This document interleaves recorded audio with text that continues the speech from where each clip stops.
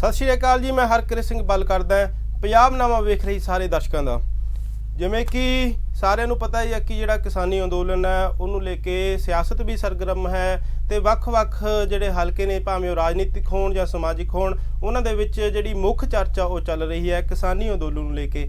किसानी मुद्दों पर गलबात करने लई साडे गैल जिहड़े अज मौजूद ने गुरप्रीत सिंह ढिल्लों जी जिहड़े कि चंडीगढ़ दे बीजेपी दे स्पोक्समैन ने बुलारे ने बीजेपी वालों ਉਹ मौजूदा MC ने चंडीगढ़ दे ते साबका सीनियर डिप्टी मेयर रह चुके ने चंडीगढ़ दे। ਸਾਡੇ ਨਾਲ ਉਹ ਗੱਲਬਾਤ ਕਰਨਗੇ। ਗੁਰਪ੍ਰੀਤ ਢਿੱਲੋਂ ਜੀ ਤੁਹਾਡਾ ਸਵਾਗਤ ਹੈ ਜੀ। ਸਤਿ ਸ਼੍ਰੀ ਅਕਾਲ ਜੀ। ਸਤਿ ਸ਼੍ਰੀ ਅਕਾਲ ਜੀ।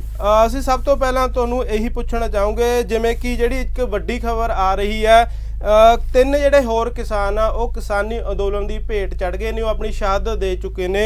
ਉਹ ਹੈਗੇ ਨੇ ਫਿਰੋਜ਼ਪੁਰ, ਅਮਰਗੜ੍ਹ ਤੇ ਰਾਜਪੁਰਾ ਦੇ ਨਾਲ ਸੰਬੰਧਿਤ ਨੇ। ਉਹਨਾਂ ਦੇ ਨਾਮ ਇਸ ਤਰ੍ਹਾਂ ਨੇ ਜਿਹੜੇ ਹਰਦੇਵ ਸਿੰਘ ਹੈ ਪਿੰਡ ਰਾਏਪੁਰ ਤੋਂ ਨੇ, ਕਿਸਾਨ ਕਰਮਜੀਤ ਸਿੰਘ ਪਿੰਡ ਮੰਡੋਲੀ ਤੋਂ ਤੇ ਦਵਿੰਦਰ ਸਿੰਘ ਨੇ। ਇਹ ਤਿੰਨ ਜਿਹੜੇ ਕਿਸਾਨ ਆਗੂਆਂ ਇਹਨਾਂ ਤੋਂ ਇਲਾਵਾ ਹੋਰ ਜਿਹੜੀ ਗਿਣਤੀ ਆ ਉਹ ਦਿਨ ਪ੍ਰਤੀ ਦਿਨ ਵੱਧਦੀ ਜਾ ਰਹੀ ਹੈ। ਤੁਸੀਂ ਇੱਕ ਸਮਾਜਿਕ ਵਿਅਕਤੀ ਹੋਣ ਦੇ ਨਾਤੇ ਤੇ ਇੱਕ ਪਾਰਟੀ ਦੇ ਬੁਲਾਰੇ ਵਜੋਂ ਕਿਵੇਂ ਇਹਨਾਂ ਜਿਹੜੀਆਂ ਮੌਤਾਂ ਹੋ ਰਹੀਆਂ ਕਿਵੇਂ ਵੇਖਦੇ ਆ ਇਹਨਾਂ ਨੂੰ? ਦੇਖੋ, ਸਾਨੂੰ ਬਹੁਤ ਇਸ ਗੱਲ ਦਾ ਅਫਸੋਸ ਹੈ ਕਿ ਸਾਡੇ ਕਿਸਾਨ ਭਰਾ ਜਿਹੜੇ ਨੇ ਉਹ ਉਹਨਾਂ ਦੀ ਮੌਤ ਹੋਈ ਹੈ ਔਰ ਕਿਸੇ ਦਾ ਵੀ ਸੰਸਾਰ ਤੋਂ ਜਾਣਾ ਇੱਕ ਦੁਖਦ ਹੁੰਦਾ। ਸਮਾਜਿਕ ਤੌਰ ਤੇ ਸਾਨੂੰ ਇਸ ਚੀਜ਼ ਦਾ ਬਹੁਤ ਜ਼ਿਆਦਾ ਦੁੱਖ ਹੈ ਔਰ ਅਸੀਂ ਉਸ ਪਰਿਵਾਰ ਦੇ ਨਾਲ ਇਸ ਗੱਲ ਦੀ ਸੰਵੇਦਨਾ ਜਿਹੜੀ ਹੈ ਉਹ ਵਿਅਕਤ ਕਰਦੇ ਹਾਂ ਜੀ। ਤੇ ਜਿਹੜਾ ਇਹ ਇਕੱਲੇ ਤਿੰਨ ਕਿਸਾਨ ਹੀ ਨਹੀਂ, ਇਹ ਤੋਂ ਪਹਿਲਾਂ ਵੀ ਜਿੰਨੇ ਵੀ ਆਪਣੇ ਉੱਥੇ ਕੋਈ ਠੰਡ ਦੇ ਦੌਰਾਨ ਜਾਂ ਕਿਸੇ ਨੂੰ ਹਾਰਟ ਅਟੈਕ ਹੋਇਆ, ਕਿਸੇ ਨੂੰ ਐਕਸੀਡੈਂਟ ਹੋਇਆ ਜਾਂ ਕੋਈ ਵੀ ਹੋਇਆ, ਉਹ ਸਾਰਿਆਂ ਦੇ ਨਾਲ ਸਾਡੀਆਂ ਸੰਵੇਦਨਾ ਹੈਗੀਆਂ ਨੇ। ਸੋ ਪਰਮਾਤਮਾ ਅੱਗੇ ਅਰਦਾਸ ਕਰਦੇ ਉਹਨਾਂ ਦੀ ਆਤਮਾ ਨੂੰ ਸ਼ਾਂਤੀ ਦੇਵੇ ਜੀ ਤੇ ਉਹਨਾਂ ਦੇ ਗਾਂ ਅੱਗੇ ਪਰਿਵਾਰ ਨੂੰ ਭਾਣਾ ਮੰਗਣ ਦਾ ਜਿਹੜਾ ਹੈ ਬਲ ਬਖਸ਼ੇ ਜੀ। ਜੇ ਤੁਸੀਂ ਰਾਜਨੀਤਿਕ ਤੌਰ ਤੇ ਜੇ ਦੇਖਦੇ ਹੋ ਤਾਂ ਤੁਹਾਡੀ ਜਿਹੜੀ ਨੈਤਿਕ ਤੌਰ ਤੇ ਬੀਜੇਪੀ ਦੀ ਜਿਹੜੀ ਤੁਹਾਡੀ ਸਰਕਾਰ ਉਹ ਕਿਵੇਂ ਵੇਖਦੀ ਹੈ ਇਹਨਾਂ ਜਿਹੜੀਆਂ ਅਣਾਈਆਂ ਮੌਤਾਂ ਆ ਰਹੀਆਂ ਨੇ ਇਹਨੂੰ? ਕਿਉਂਕਿ ਮੌਤਾਂ ਦਾ ਭਾਵੇਂ ਕਿ ਪਰਮਾਤਮਾ ਵੱਲੋਂ ਜਿੰਨੇ ਸਵਾਸ ਹੁੰਦੇ ਆ ਉਹ ਬਖਸ਼ੇ ਗਏ ਆ, ਉਹ ਜਦੋਂ ਪੂਰੇ ਹੁੰਦੇ ਆ ਤਾਂ ਅਕਾਲ ਚਲਾਣਾ ਮਨੁੱਖ ਕਰਦਾ। ਪਰ ਜਿਹੜੀਆਂ ਸ਼ਹਾਦਤਾਂ ਇਹ ਕਿਸਾਨੀ ਅੰਦੋਲਨ ਨੂੰ ਸੰਬੰਧਿਤ ਨੇ, ਕਿਉਂਕਿ ਇਹਦਾ ਜਿਹੜਾ ਦੋਸ਼ ਆ ਕਿਤੇ ਨਾ ਕਿਤੇ ਨੇ ਜਿਵੇਂ ਖੁਦਕੁਸ਼ੀਆਂ ਹੋਈਆਂ ਨੇ, ਭਾਵੇਂ ਉਹ ਪਿਛਲੇ ਸਮੇਂ ਬਾਬਾ ਜੀ ਵੱਲੋਂ ਆਤਮ ਹੱਤਿਆ ਸੀ ਜਾਂ ਹੋਰ ਆਤਮ ਹੱਤਿਆ, ਉਹਦੇ ਵਿੱਚ ਜਿਹੜਾ ਮੁੱਖ ਨੋਟ ਹੈ ਖੁਦਕੁਸ਼ੀ ਦਾ ਉਹਦੇ ਵਿੱਚ ਕੇਂਦਰ ਸਰਕਾਰ ਦੇ ਅੜੀਆ ਰਵੱਈਏ ਨੂੰ ਕਿਹਾ ਗਿਆ ਹੈ। ਢਿੱਲੋਂ ਸਾਹਿਬ ਕਿਵੇਂ ਕਹਿਣਾ ਚਾਹੋਗੇ ਇਸ ਜਿਹੜਾ ਪ੍ਰਕਿਰਿਆ ਹੋ ਰਹੀ ਹੈ? ਗੁਰਬਾਣੀ 'ਚ ਲਿਖਿਆ ਮਰਨ ਲਿਖਾਏ ਮੰਡਲ ਮੇ ਆਏ। ਮੌਤ ਜਿਹੜੀ ਆ ਉਹ ਪਹਿਲੇ ਜਨਮ ਤੋਂ ਪਹਿਲਾਂ ਤੈਅ ਹੋ ਜਾਂਦੀ ਹੈ ਵੀ ਇਸ ਸ਼ਖਸ ਦੀ ਮੌਤ ਕਦੋਂ ਹੋਣੀ, ਕਿਵੇਂ ਹੋਣੀ ਔਰ ਕਿਸ ਤੇ ਮਾਧਿਅਮ ਕੀ ਬਣਨਾ ਜੀ। ਮਾਧਿਅਮ ਬਣਦਾ ਬਾਕੀ ਜਿਹੜਾ ਅਟਲ ਹੈ, ਜਿਹੜਾ ਵਕਤ ਆਉਣਾ ਹੈ ਉਹ ਤਾਂ ਵਕਤ ਆਉਣਾ ਹੀ ਹੈ ਜੀ। ਸੋ ਇਸ ਚੀਜ਼ ਦਾ ਬੜਾ ਅਫਸੋਸ ਹੈ। ਹੁਣ ਜੇ ਕਿਸੇ ਨੂੰ ਹਾਰਟ ਅਟੈਕ ਹੋਇਆ ਤੇ ਜੇ ਉਹ ਕੀ ਕਹਿੰਦੇ ਘਰ ਹੁੰਦਾ ਤੇ ਨਾ ਹੁੰਦਾ ਹਾਰਟ ਅਟੈਕ, ਮਤਲਬ ਜੇ ਉਹ ਹਾਰਟ ਅਟੈਕ ਹੋਣਾ ਤੇ ਹੋਣਾ ਜੀ। ਸੋ ਇਸ ਕਰਕੇ ਇਹਨੂੰ ਇਸ ਤਰੀਕੇ ਨਾਲ ਵੇਖਣਾ। ਪਰ ਇਸ ਗੱਲ ਦਾ ਸਾਨੂੰ ਦੁੱਖ ਹੈ ਕਿ ਹਾਂ ਜਿਹੜੇ ਸਾਡੇ ਕਿਸਾਨ ਭਰਾ ਉਹ ਸੜਕਾਂ ਦੇ ਉੱਤੇ ਬੈਠੇ ਨੇ, ਠੰਡ ਦੇ ਵਿੱਚ ਬੈਠੇ ਨੇ, ਉਸ ਗੱਲ ਦਾ ਸਾਨੂੰ ਵੀ ਦੁੱਖ ਆਉਂਦਾ। ਪਰ ਗੱਲ ਇਹ ਹੈ ਨਾ, ਹੁਣ ਦੋਵੇਂ ਪਾਸਿਓਂ ਜੇ ਤਾਂ ਸਰਕਾਰ ਨਾ ਗੱਲ ਸੁਣਦੀ ਹੋਵੇ ਫਿਰ ਤਾਂ ਤੁਸੀਂ ਦੋਸ਼ ਲਾਓ ਕਿ ਸਰਕਾਰ ਸਾਡੀ ਗੱਲ ਨਹੀਂ ਸੁਣ ਰਹੀ ਜੀ, ਸਰਕਾਰ ਨੇ ਸਾਨੂੰ ਅਵਾਇਡ ਕੀਤਾ ਹੋਇਆ। ਸਰਕਾਰ ਤਾਂ ਲਗਾਤਾਰ ਮੀਟਿੰਗਾਂ ਕਰ ਰਹੀ ਹੈ, ਲਗਾਤਾਰ ਕਹਿ ਰਹੀ ਹੈ ਵੀ ਆਓ ਬੈਠੋ ਟੇਬਲ ਟਾਕ ਕਰੋ ਤੇ ਉਹਦੇ ਵਿੱਚ ਉਹਦਾ ਹੱਲ ਕੱਢੀਏ। ਪਰ ਹੁਣ ਸਾਡੇ ਕੁਝ ਜਥੇਬੰਦੀਆਂ ਦੇ ਵੀ ਪਿੱਛੇ ਇੰਨਾ ਕੁ ਪ੍ਰੈਸ਼ਰ ਹੈ, ਉੱਪਰ ਕੁਝ ਲੋਕ ਹੈਗੇ ਨੇ ਜਿਹੜੇ ਉਹਨਾਂ ਨੂੰ ਇਹਦਾ ਹੱਲ ਕੱਢਣ ਨਹੀਂ ਦੇ ਰਹੇ ਜੀ। ਜਦੋਂ ਕਿ ਸਾਰੀਆਂ ਜਿਹੜੀਆਂ ਜਾਇਜ਼ ਮੰਗਾਂ ਸੀਗੀਆਂ ਸਰਕਾਰ ਨੇ ਉਹਦੇ ਉੱਤੇ ਗੱਲਬਾਤ ਕਰਕੇ ਉਹਦਾ ਹੱਲ ਕੱਢ ਦਿੱਤਾ ਹੋਇਆ ਆਲਰੇਡੀ। ਜਿਹੜੇ ਵੀ ਸਾਡੇ ਖਦਸ਼ੇ ਸੀਗੇ ਉਹ ਖਦਸ਼ੇ ਵੀ ਉਹਨਾਂ ਨੇ ਆਲਰੇਡੀ ਕਹਿ ਦਿੱਤਾ ਵੀ ਆਹ ਚੀਜ਼ਾਂ ਅਸੀਂ ਕਾਨੂੰਨ ਦੇ ਵਿੱਚੋਂ ਹਟਾ ਦਿਆਂਗੇ। ਪਰ ਪਿੱਛੇ ਇਹਦੇ ਇੱਕ ਬਹੁਤ ਵੱਡੀ ਤਾਕਤ ਲੱਗੀ ਹੋਈ ਹੈ ਜਿਹੜਾ ਕਿ ਦੇਸ਼ ਦਾ ਮਾਹੌਲ ਠੀਕ ਨਹੀਂ ਹੋਣ ਦੇਣਾ ਚਾਹੁੰਦੇ। ਇਸ ਕਾਰਨ ਕਿਸਾਨ ਜਥੇਬੰਦੀਆਂ ਦੀ ਵੀ ਮਜਬੂਰੀ ਬਣ ਗਈ ਹੈ। ਅੱਜ ਕਿਸਾਨ ਜਿਹੜੇ ਲੀਡਰ ਨੇ ਉਹ ਵੀ ਇੰਨੇ ਕੁ ਮਜਬੂਰ ਹੋ ਚੁੱਕੇ ਨੇ ਕਿ ਉਹਨਾਂ ਦੇ ਜੇ ਉਹ ਕਿਸੇ ਸਮਝੌਤੇ ਤੇ ਆਉਂਦੇ ਨੇ ਤਾਂ ਪਿੱਛੇ ਵਾਲੇ ਉਹਨਾਂ ਤੇ ਅਨਰਗਲ ਜਿਹੜੇ ਆ ਉਹ ਆਰੋਪ ਲਾਉਣੇ ਸ਼ੁਰੂ ਕਰ ਦਿੰਦੇ ਨੇ। ਨਹੀਂ, ਔਰ ਮੈਂ ਅੱਜ ਪੜ੍ਹ ਰਿਹਾ ਸੀਗਾ ਇੱਕ ਕਿਸੇ ਦਾ ਟਵੀਟ, ਇੰਨੀ ਕੁ ਭੈੜੀ ਲੈਂਗੁਏਜ ਯੂਜ਼ ਕੀਤੀ ਉਸਨੇ ਇੱਕ ਕਿਸਾਨ ਜਥੇਬੰਦੀਆਂ ਦੇ ਲੀਡਰਾਂ ਵਾਸਤੇ ਹੀ। ਬਈ ਦੇਖਿਓ ਕਿਤੇ ਇੰਨੇ ਕਰੋੜ ਲੈ ਕੇ ਕਿਤੇ ਆਹ ਸਮਝੌਤਾ ਨਾ ਕਰ ਆਉਣ, ਇਹ ਨਾ ਕਰ ਆਉਣ। ਮਤਲਬ ਵਿਸ਼ਵਾਸ ਹੀ ਨਹੀਂ ਹੈਗਾ ਕਿ ਤੁਸੀਂ ਇੱਕ ਪਾਸੇ ਲੀਡਰਾਂ ਨੂੰ ਭੇਜ ਰਹੇ ਹੋ ਗੱਲਬਾਤ ਕਰਨ ਲਈ। ਹੁਣ ਜੇ ਗੱਲਬਾਤ ਕਰਕੇ ਕੋਈ ਉਹਦਾ ਹੱਲ ਨਿਕਲਦਾ ਹੈ, ਕੋਈ ਵਿਚਾਲੇ ਦਾ ਰਸਤਾ, ਹਮੇਸ਼ਾ ਕੀ ਹੁੰਦਾ ਹੈ ਕਿ ਕੋਈ ਵੀ ਝਗੜਾ ਵੱਧਦਾ ਹੈ ਉਹਦਾ ਇੱਕ ਵਿਚਾਲੇ ਦਾ ਰਸਤਾ ਕੱਢਣਾ ਪੈਂਦਾ ਜੀ। ਕਦੀ ਵੀ ਇਵੇਂ ਨਹੀਂ ਹੁੰਦਾ ਕਿ ਆਹ ਚੀਜ਼ ਕਰੋਗੇ ਤੇ ਫੈਸਲਾ ਹੋਣਾ ਹੈ। ਆਪਾਂ ਪਿੰਡਾਂ ਦੀਆਂ ਪੰਚਾਇਤਾਂ 'ਚ ਵੀ ਦੇਖਦੇ ਹਾਂ, ਹੋਰ ਕੋਰਟਾਂ 'ਚ ਵੀ ਦੇਖਦੇ ਹਾਂ, ਇੱਕ ਕੋਈ ਪੁਆਇੰਟ ਦੇ ਅੱਗੇ ਗੱਲ ਨੂੰ ਖਤਮ ਕਰਨਾ ਹੁੰਦਾ ਪਰ ਨਹੀਂ ਕਰਨ ਦੇਣਾ ਚਾਹੁੰਦੇ। ਇਹਦੇ ਵਿੱਚ ਬੜੀ ਗਹਿਰੀ ਸਾਜ਼ਿਸ਼ ਇੰਟਰਨੈਸ਼ਨਲ ਲੈਵਲ ਦੀ ਹੈ ਜੀ। ਔਰ ਇਹਦੇ 'ਚ ਮੈਂ ਤੁਹਾਨੂੰ ਸਪਸ਼ਟ ਕਰ ਦਿਆਂ ਕਿ ਜਿਹੜਾ ਆਤਮ ਨਿਰਭਰ ਭਾਰਤ ਦਾ ਅਸੀਂ ਇੱਕ ਸੁਪਨਾ ਦੇਖਿਆ ਸੀਗਾ, ਇੱਥੇ ਇੰਡੀਆ ਦੇ ਵਿੱਚ ਮੇਡ ਇਨ ਇੰਡੀਆ ਕਰਨ ਦੀ ਗੱਲ ਕੀਤੀ ਸੀਗੀ। ਉਸ ਨੂੰ ਕਿਤੇ ਨਾ ਕਿਤੇ ਬਹੁਤ ਜ਼ਿਆਦਾ ਤਕਲੀਫ ਹੋਈ ਹੈ, ਚਾਈਨਾ ਨੂੰ ਬਹੁਤ ਜ਼ਿਆਦਾ ਤਕਲੀਫ ਹੋਈ ਆ, ਬਾਕੀ ਇਹੋ ਜਿਹੀਆਂ ਕੰਟਰੀਆਂ ਨੂੰ ਜਿਹੜੀਆਂ ਨਹੀਂ ਚਾਹੁੰਦੀਆਂ ਕਿ ਇੰਡੀਆ ਡਿਵੈਲਪ ਕਰ ਜੇ। ਇਸ ਲਈ ਇਹੋ ਜਿਹਾ ਅਨਿਸ਼ਚਿਤਤਾ ਦਾ ਮਾਹੌਲ ਇੱਕ ਬਣਾਉਣ ਦੀ ਭਾਰਤ ਦੇ ਵਿੱਚ ਕੋਸ਼ਿਸ਼ ਕੀਤੀ ਗਈ ਹੈ। ਔਰ ਕਿਸਾਨ ਸਾਡੇ ਭੋਲੇ ਨੇ, ਉਹ ਭੋਲੇ ਇਨ ਦਾ ਸੈਂਸ ਕਿ ਪੜ੍ਹੇ ਲਿਖੇ ਨੇ, ਸਭ ਕੁਝ ਸਮਝਦਾਰ ਹੈ, ਪਰ ਪਤਾ ਨਹੀਂ ਕਿਉਂ ਉਹਨਾਂ ਦੀਆਂ ਉਂਗਲ ਤੇ ਲੱਗ ਕੇ ਇੰਨਾ ਜ਼ਿਆਦਾ ਅੜੀਅਲ ਰਵੱਈਆ ਅਸੀਂ ਅਪਣਾਇਆ ਹੋਇਆ। ਸਾਨੂੰ ਇੰਨਾ ਅੜੀਅਲ ਰਵੱਈਆ ਅਪਣਾਉਣ ਦੀ ਬਜਾਏ ਥੋੜਾ ਜਿਹਾ, ਜੇ ਸਰਕਾਰ ਇੰਨੀ ਫਲੈਕਸੀਬਲ ਹੈ ਤਾਂ ਆਪਣੇ ਨੂੰ ਫਲੈਕਸੀਬਲ ਹੋਣਾ ਪੈਣਾ। ਢਿੱਲੋਂ ਸਾਹਿਬ, ਜਿਵੇਂ ਕਿ ਮੈਂ ਇਹ ਤੁਹਾਨੂੰ ਪੁੱਛਣਾ ਚਾਹੂੰਗਾ ਕਿ ਪਹਿਲੇ ਦਿਨ ਤੋਂ ਇਹ ਕਿਹਾ ਜਾਂਦਾ ਕਿਸਾਨ ਆਗੂਆਂ ਵੱਲੋਂ ਵੀ ਇਹੀ ਹੈ ਵੀ ਜਦੋਂ ਅਸੀਂ ਇਸ ਅੰਦੋਲਨ ਦੀ ਸ਼ੁਰੂਆਤ ਕੀਤੀ ਸੀ, ਜਿਹੜਾ ਸਾਡਾ ਇੱਕ ਮੁੱਖ ਮੰਤਵ ਸੀ ਉਹ ਇਹ ਸੀ, ਅਸੀਂ ਇਹ ਤਿੰਨੇ ਜਿਹੜੇ ਕਾਨੂੰਨ ਆ ਉਹਨਾਂ ਨੂੰ ਰੱਦ ਕਰਾਉਣਾ। ਸਾਡੀ ਉਹਦੇ ਵਿੱਚ ਕੋਈ ਬਦਲਾਵ ਨਹੀਂ ਆਇਆ ਮੰਗ ਦੇ ਵਿੱਚ। ਜਦੋਂ ਕਿ ਕੇਂਦਰ ਸਰਕਾਰ ਦੀਆਂ ਜਦੋਂ ਮੀਟਿੰਗਾਂ ਹੁੰਦੀਆਂ ਉਹਦੇ ਵਿੱਚ ਉਹ ਕਦੇ ਨਰਮ ਰਵੱਈਆ ਵਰਤਾਉਂਦਾ, ਕਦੇ MSP ਦੇ ਵਿਚਾਰ ਕਰਦਾ, ਕਦੇ ਕੁਝ ਕਦੇ ਕੁਝ। ਪਰ ਜੇ ਦੇਖਿਆ ਜਾਵੇ, ਜਿਹੜਾ ਤੁਸੀਂ ਅੜੀਅਲ ਰਵੱਈਏ ਦੀ ਗੱਲ ਕਰ ਰਹੀ ਹੈ, ਤਾਂ ਸੁਪਰੀਮ ਕੋਰਟ ਵੱਲੋਂ ਵੀ ਕੇਂਦਰ ਸਰਕਾਰ ਨੂੰ ਕਿਹਾ ਗਿਆ ਸੀ ਕਿ ਇੰਨੀ ਅੜੀ ਕਿਉਂ, ਤੁਸੀਂ ਕਿਉਂ ਨਹੀਂ, ਕਿਉਂਕਿ ਕੇਂਦਰ ਸਰਕਾਰ ਦੇ ਜਿਹੜੇ ਕਾਨੂੰਨ ਆ ਉਹਨਾਂ ਤੇ ਰੋਕ ਲਗਾ ਦਿੱਤੀ ਗਈ ਆ, ਜਿਹੜਾ ਅਮਲ ਆ ਉਹਨਾਂ ਤੇ ਰੋਕ ਲਗਾ ਦਿੱਤੀ ਗਈ ਆ। ਸੁਪਰੀਮ ਕੋਰਟ ਨੇ ਵੀ ਕਹਿ ਦਿੱਤਾ ਕਿ ਇੰਨੀ ਅੜੀ ਕਿਉਂ। ਤੇ ਕਿਸਾਨਾਂ ਦਾ ਕਹਿਣਾ ਕਿ ਸਾਡਾ ਤਾਂ ਸ਼ੁਰੂ ਤੋਂ ਇੱਕ ਹੀ ਜਿਹੜਾ ਮੰਤਵ ਰਿਹਾ ਹੈ ਕਿ ਇਹ ਜਿਹੜੇ ਕਾਨੂੰਨ ਆ ਅਸੀਂ ਉਹ ਰੱਦ ਕਰਾਉਣੇ ਆ। ਕੀ ਕਹਿਣਾ ਚਾਹੋਗੇ? ਕਿਸਾਨਾਂ ਨੂੰ ਕੀ ਸਮਝਾਇਆ ਗਿਆ ਇੱਥੇ ਜਦੋਂ ਅੰਦੋਲਨ ਸ਼ੁਰੂ ਹੋਇਆ, ਉਦੋਂ ਉਹਨਾਂ ਨੂੰ ਕੀ ਡਰ ਦਿਖਾਇਆ ਗਿਆ? ਉਹਨਾਂ ਨੂੰ ਇਹ ਖੱਬੇ ਪੱਖੀਆਂ ਜਿਹੜੀਆਂ ਪਾਰਟੀਆਂ ਨੇ ਨਾ, ਸੋ ਕਾਲਡ ਕਮਿਊਨਿਸਟ ਪਾਰਟੀਆਂ, ਇਹ ਤਾਂ ਕਦੀ ਵੀ ਕਿਸੇ ਦੇਸ਼ ਨੂੰ ਡਿਵੈਲਪ ਹੋਣ ਹੀ ਨਹੀਂ ਦੇਣਾ ਚਾਹੁੰਦੀ ਹੁੰਦੀ। ਇਹਨਾਂ ਨੇ ਆਪਣਾ ਲਾਲ ਝੰਡਾ ਖੜਾ ਹੀ ਰੱਖਣਾ ਹੁੰਦਾ। ਇੱਕ ਕਾਨੂੰਨ ਬਣ ਕੇ ਆਇਆ, ਕਾਨੂੰਨ ਦੇ ਵਿੱਚ ਸਿੱਧਾ ਸੀਗਾ ਕਿ ਤੁਸੀਂ ਕੰਟਰੈਕਟ ਫਾਰਮਿੰਗ ਜੇ ਕਰਦੇ ਹੋ ਤਾਂ ਤੁਹਾਨੂੰ ਉਹਦੇ ਲਈ ਸਿਕਿਉਰ ਇੱਕ ਸੇਫਟੀ ਦਾ ਇੱਕ ਕਾਨੂੰਨ ਬਣਾ ਦਿੱਤਾ ਗਿਆ ਕਿ ਤੁਹਾਡੇ ਨਾਲ ਕੋਈ ਧੱਕਾ ਨਾ ਕਰੇ। ਜੇ ਕੋਈ ਕਰੇ ਤਾਂ ਉਹਨੂੰ ਜਿਹੜਾ ਵਿਦਿਨ 3 ਡੇਜ਼ ਉਹਦਾ ਹੱਲ ਕੱਢੇ SDM। ਇਹਨਾਂ ਨੇ ਕਿਹਾ ਜੀ SDM ਤੱਕ ਜਿਹੜੇ ਆ ਉਹ ਨਹੀਂ ਬਣਦੀ ਗੱਲ, ਉਹਨਾਂ ਨੇ ਉਹਨੂੰ DC ਤੱਕ ਦਾ ਕਰਤਾ। ਉਸ ਤੋਂ ਬਾਅਦ ਅਦਾਲਤ ਜਾਣਾ, ਅਦਾਲਤ ਦੀ ਵੀ ਖੁੱਲ੍ਹ ਦੇ ਦਿੱਤੀ, ਸਾਰਾ ਕੁਝ ਕਰਤਾ। ਪਰ ਗੱਲ ਇੱਥੇ ਹੈ ਜਿਹੜੀ ਤੁਸੀਂ ਗੱਲ ਕਹੀ ਕਿ ਸ਼ੁਰੂ ਤੋਂ ਇੱਕ ਮੰਗ ਤੇ ਅੜੇ ਸੀਗੇ ਕਿ ਤਿੰਨੇ ਕਾਨੂੰਨ ਵਾਪਸ ਕਰਨੇ। ਇਹ ਤਿੰਨੇ ਕਾਨੂੰਨ ਵਾਪਸ ਕਰਨ ਦੀ ਮੰਗ ਸ਼ੁਰੂ ਤੋਂ ਨਹੀਂ ਸੀ ਜੀ। ਇਹ ਹੌਲੀ ਹੌਲੀ ਵੱਧਦਾ ਜਦੋਂ ਤੁਸੀਂ ਇੱਕ ਚੀਜ਼ ਵੇਖੀ ਹੋਣੀ ਹੈ, ਬੜੀ ਰੋਚਕ ਤੇ ਧਿਆਨ ਦੇਣ ਵਾਲੀ ਹੈ ਕਿ ਜਦੋਂ ਕਿਸਾਨ ਅੰਦੋਲਨ ਸ਼ੁਰੂ ਹੁੰਦਾ ਪੰਜਾਬ ਦੇ ਵਿੱਚ, ਪੰਜਾਬ ਦੇ ਵੱਖਰੇ ਪਿੰਡਾਂ ਦੇ ਵਿੱਚੋਂ ਇਕੱਠੇ ਹੋਣੇ ਸ਼ੁਰੂ ਹੁੰਦੇ ਨੇ ਲੋਕ। ਕਿਸਾਨੀ ਦੇ ਝੰਡੇ, ਕਿਸਾਨ ਯੂਨੀਅਨ ਦੇ ਝੰਡੇ ਹੁੰਦੇ ਨੇ ਜੀ। ਜਦੋਂ ਕੋਈ ਦੂਜੀ ਪਾਰਟੀ, ਚਾਹੇ ਉਹ ਕਾਂਗਰਸ ਹੈ, ਚਾਹੇ ਉਹ ਅਕਾਲੀ ਦਲ ਹੈ, ਚਾਹੇ ਕੋਈ ਹੈ, ਉਹਨਾਂ ਨੇ ਸਾਫ਼ ਮਨਾ ਕਰਤਾ ਵੀ ਕੋਈ ਸਾਡੇ ਵਿੱਚ ਆ ਕੇ ਨਾ ਬੈਠੇ, ਜੇ ਬੈਠਣਾ ਤਾਂ ਕਿਸਾਨੀ ਦੇ ਝੰਡੇ ਥੱਲੇ ਬੈਠੇ। ਜਦੋਂ ਅੰਦੋਲਨ ਮੱਗ ਗਿਆ ਪੂਰਾ, ਦਿੱਲੀ ਕੂਚ ਹੋ ਗਈ, ਦਿੱਲੀ ਜਾ ਕੇ ਸਟੇਜਾਂ ਲੱਗ ਗਈਆਂ, ਸਾਰਾ ਕੁਝ ਸੈਟਲ ਹੋ ਗਿਆ, ਉਸ ਤੋਂ ਬਾਅਦ ਇਹਨਾਂ ਨੇ ਕਿਹੜੇ ਵੇਲੇ ਜੇਬਾਂ ਦੇ ਵਿੱਚੋਂ ਲਾਲ ਝੰਡੇ ਕੱਢ ਲਏ CPI CPM ਦੇ। ਕੀ ਉਹ ਪੋਲੀਟੀਕਲ ਪਾਰਟੀ ਨਹੀਂ? ਇਹ ਇੱਕ ਬੜੀ ਸੋਚੀ ਸਮਝੀ ਗਹਿਰੀ ਸਾਜ਼ਿਸ਼ ਸੀਗੀ ਜਿਹਦੇ ਚ ਵਰਗਲਾ ਕੇ ਲੋਕਾਂ ਨੂੰ ਪਹਿਲਾਂ ਤਾਂ ਕਿਹਾ ਕਿ ਤੁਸੀਂ ਪੋਲੀਟੀਕਲ ਨਹੀਂ ਜੀ, ਇਹ ਤਾਂ ਕਿਸਾਨੀ ਦਾ ਨਿਰੋਲ ਕਿਸਾਨੀ। ਜਦੋਂ ਅੰਦੋਲਨ ਭਖ ਜਾਂਦਾ ਉਸ ਤੋਂ ਬਾਅਦ ਲਾਲ ਝੰਡਾ ਚੱਕ ਕੇ ਸਟੇਜ ਦੇ ਉੱਤੇ ਆ ਜਾਂਦੇ ਨੇ। ਨਹੀਂ ਪਰ ਢਿੱਲੋਂ ਸਾਹਿਬ, ਔਰ ਮੈਨੂੰ ਇਸ ਗੱਲ ਦਾ ਨਹੀਂ ਇਤਰਾਜ਼ ਵੀ ਲਾਲ ਝੰਡਾ ਚੱਕ ਕੇ ਕਿਉਂ ਆਏ, ਇਤਰਾਜ਼ ਇਸ ਗੱਲ ਦਾ ਹੈ ਕਿ ਤੁਸੀਂ ਸਾਡੇ ਕਿਸਾਨਾਂ ਨੂੰ ਵਰਗਲਾ ਕੇ, ਹੁਣ ਜੇ ਤੁਸੀਂ ਲੈ ਵੀ ਗਏ ਹੋ, ਤੁਸੀਂ ਘਰਾਓ ਕਰ ਲਿਆ, ਸਰਕਾਰ ਅੱਗੋਂ ਤੁਹਾਡੇ ਨਾਲ ਅੜੀ ਨਹੀਂ, ਤੁਹਾਡੇ ਨਾਲ ਕੋਈ ਉਹਨਾਂ ਨੇ ਕੋਈ ਦੁਰਵਿਵਹਾਰ ਨਹੀਂ ਕੀਤਾ। ਉਹਨਾਂ ਨੇ ਕਿਹਾ ਵੀ ਆਓ, ਜੇ ਆ ਗਏ ਹੋ ਤਾਂ ਮੋਸਟ ਵੈਲਕਮ। ਅਮਿਤ ਸ਼ਾਹ ਨੇ ਵੀ ਕਿਹਾ, ਮੀਟਿੰਗ ਕੀਤੀ, ਸਾਡੇ ਕੇਂਦਰੀ ਮੰਤਰੀ ਜਿਹੜੇ ਦੂਜੇ ਦੋ ਨੇ, ਖੇਤੀਬਾੜੀ ਦੇ ਔਰ ਪਿਊਸ਼ ਗੋਇਲ, ਇਹਨਾਂ ਨੇ ਬੈਠ ਕੇ ਮੀਟਿੰਗਾਂ ਵਾਰ-ਵਾਰ ਕੀਤੀਆਂ ਨੇ। ਕਿਸਾਨ ਨੇ ਕੋਈ, ਕਿਸਾਨਾਂ ਨੂੰ ਵੀ ਤਾਂ ਹੁਣ ਥੋੜਾ ਜਿਹਾ ਚਾਹੀਦਾ ਨਾ ਕਿ ਜੇ ਸਰਕਾਰ ਨਰਮ ਹੈ, ਕੋਈ ਸਰਕਾਰ ਉਹ ਜਿਹਾ ਸਖਤ ਰਵੱਈਆ ਨਹੀਂ ਬਣਾ ਰਹੀ, ਤੇ ਸਾਨੂੰ ਵੀ ਕੁਛ ਨਾ ਕੁਛ ਉਹਦੇ ਚ ਅੱਗੇ ਵਧਣਾ ਪਏਗਾ, ਤਾਂ ਹੀ ਇਹ ਮਸਲੇ ਦਾ ਹੱਲ ਨਿਕਲਣਾ। ਸੋ ਇਸ ਕਰਕੇ ਉਮੀਦ ਕਰਨੀ ਚਾਹੀਦੀ ਹੈ। ਪਰ ਢਿੱਲੋਂ ਸਾਹਿਬ, ਜਿਹੜਾ ਤੁਸੀਂ ਲਾਲ ਝੰਡੇ ਦੀ ਗੱਲ ਕੀਤੀ ਆ, ਅਸੀਂ ਅਮਰਜੀਤ ਕੌਰ ਨਾਲ ਗੱਲਬਾਤ ਕੀਤੀ ਸੀ, ਏਟਕ ਪਾਰਟੀ ਦੇ ਉਹ ਜਨਰਲ ਸਕੱਤਰ ਆ ਭਾਰਤ ਦੇ। ਉਹਨਾਂ ਦਾ ਇਹ ਕਹਿਣਾ ਸੀ ਕਿ ਅਸੀਂ ਸਮਰਥਨ ਦੇਣ ਆ ਰਹੇ ਹਾਂ, ਜਿਹੜਾ ਅੰਦੋਲਨ ਹੈ ਇਹਨੂੰ ਅਸੀਂ ਸਮਰਥਨ ਦੇਣ ਆ ਰਹੇ ਹਾਂ। ਉਹ ਆਪਣੇ ਝੰਡੇ ਲੈ ਕੇ ਆਪਣੀ ਪਾਰਟੀ ਦਾ ਇੱਕ ਜਿਹੜਾ ਉਹ ਆ ਪ੍ਰਤੀਕ ਦੇ ਵਜੋਂ ਅਸੀਂ ਸਮਰਥਨ ਦੇਣ ਆ ਰਹੇ ਹਾਂ। ਵਕੀਲਾਂ ਵੱਲੋਂ ਵੀ ਸਮਰਥਨ ਦਿੱਤਾ ਜਾ ਰਿਹਾ, ਵੱਖ-ਵੱਖ ਵਰਗਾਂ ਵੱਲੋਂ ਵੀ।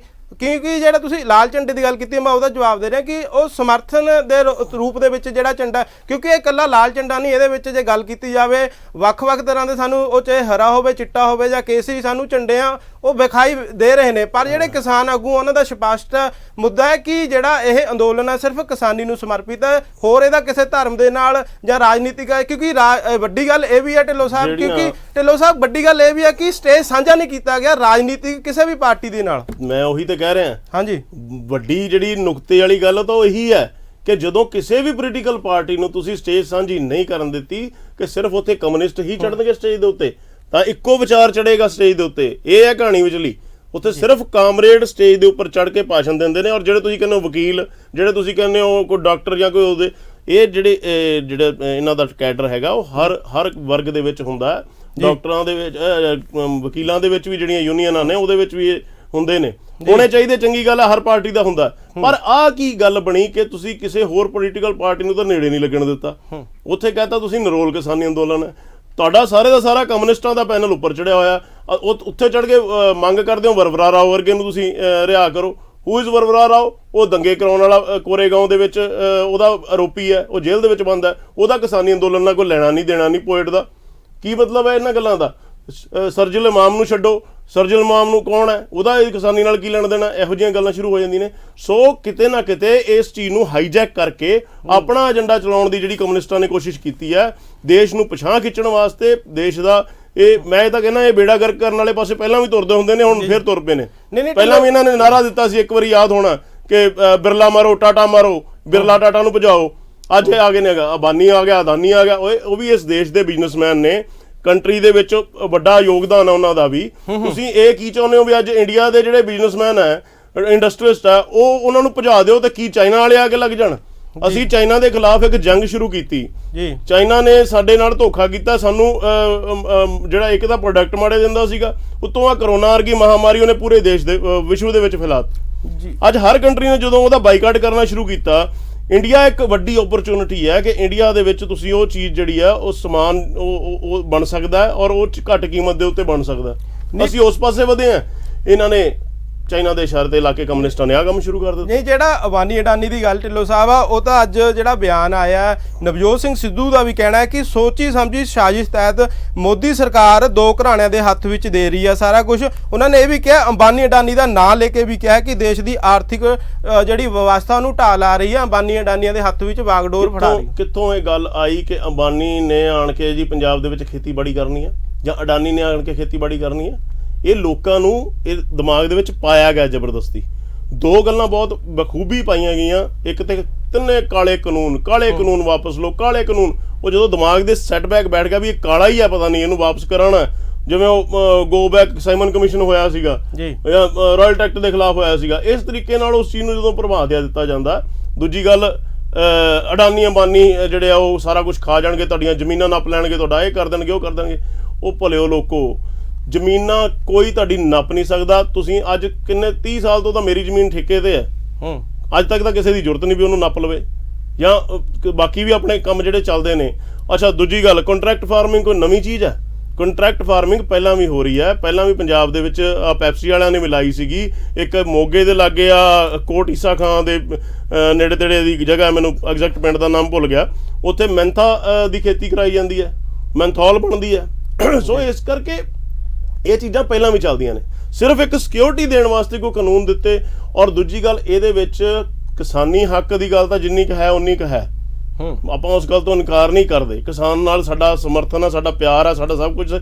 ਅਸੀਂ ਆਪ ਕਿਸਾਨ ਦੇ ਬੱਚੇ ਹਾਂ, ਸਾਡਾ ਪੂਰਾ ਹਮਦਰਦੀ ਹੈ ਇਸ ਚੀਜ਼ ਦੇ ਨਾਲ। ਪਰ ਉਹਦੇ ਪਿੱਛੇ ਜਿਹੜੀ ਸਾਜ਼ਿਸ਼ ਚੱਲ ਰਹੀ ਹੈ, ਕੁਛ ਜਿਹੜੇ ਅਮਰੀਕਾ ਤੋਂ ਬੈਠੇ ਚਲਾ ਰਹੇ ਨੇ ਜਾਂ ਕੋਈ ਚਾਈਨਾ ਤੋਂ ਬੈਠੇ ਚਲਾ ਰਹੇ ਨੇ, ਜਾਂ ਇਹ ਇੱਕ ਵਿਚਾਰਧਾਰਾ ਜਿਹੜੀ ਇਹਨਾਂ ਦੀ ਹੈਗੀ ਹੈ ਕਿ ਤੁਸੀਂ ਇੰਡਸਟਰੀ ਨੂੰ ਖਤਮ ਕਰਨਾ, ਇਹਦੇ ਪਾਸੇ ਤੁਰਨਾ, ਇਹ ਬੜੀ ਖਤਰਨਾਕ ਹੈ। ਇਹਦੇ ਤੋਂ ਬਚਣਾ ਚਾਹੀਦਾ। ਢਿੱਲੋਂ ਸਾਹਿਬ, ਪਰ ਜਿਹੜੇ ਨਵਜੋਤ ਸਿੰਘ ਸਿੱਧੂ ਉਹਨਾਂ ਨੇ ਇਹ ਵੀ ਗੱਲ ਕਹੀ ਹੈ ਕਿ ਜਿਹੜੀ ਸਰਕਾਰ ਗੱਲ ਕਰ ਰਹੀ ਹੈ ਮੰਡੀ ਨਹੀਂ ਟੁੱਟੇਗੀ। ਉਹਨਾਂ ਦਾ ਕਹਿਣਾ ਹੈ ਕਿ ਜਿਹੜੀ ਮੰਡੀ ਹੈ ਉਹ ਤਾਂ ਚੱਲ ਨਹੀਂ ਟੁੱਟੇਗੀ, ਪਰ ਜਿਹੜੀ ਮੰਡੀ ਨੂੰ ਚਲਾ ਕੌਣ ਰਿਹਾ? ਮੰਡੀ ਨੂੰ ਚਲਾ ਰਹੀ ਹੈ FCI, corporate of food corporate of India. ਉਹਦੇ ਵਿੱਚ ਉਹਨਾਂ ਨੇ ਕਿਹਾ ਕਿ ਮੋਦੀ ਸਰਕਾਰ ਦੀ ਜਿਹੜੀ ਕਾਰਗੁਜ਼ਾਰੀ ਆ ਉਹਦੇ ਵਿੱਚ ਹੁਣ ਜਿਹੜਾ ਕਰਜ਼ਾ ਆ ਗਿਆ ਉਹ 4 ਲੱਖ ਕਰੋੜ ਤੋਂ ਵੀ ਵੱਧ ਆ ਗਿਆ। ਕੀ ਕਹਿਣਾ ਚਾਹੋਗੇ? ਕਿ ਉਹਨਾਂ ਦਾ ਕਹਿਣਾ ਕਿ FIC ਜਿਹੜੀ ਫੂਡ ਕਾਰਪੋਰੇਸ਼ਨ ਆਫ ਇੰਡੀਆ ਜੇ ਉਹੀ ਨਹੀਂ ਰਹੂਗੀ, ਜੇ ਉਹੀ ਕਮਜ਼ੋਰ ਹੋਊਗੀ ਤਾਂ ਮੰਡੀ ਤਾਂ ਆਪਣੇ ਆਪ ਖਤਮ ਹੋ ਜੂਗੀ। ਮੈਂ ਇੱਥੇ ਇੱਕੋ ਗੱਲ ਕਹਿਣੀ ਚਾਹੁੰਦਾ।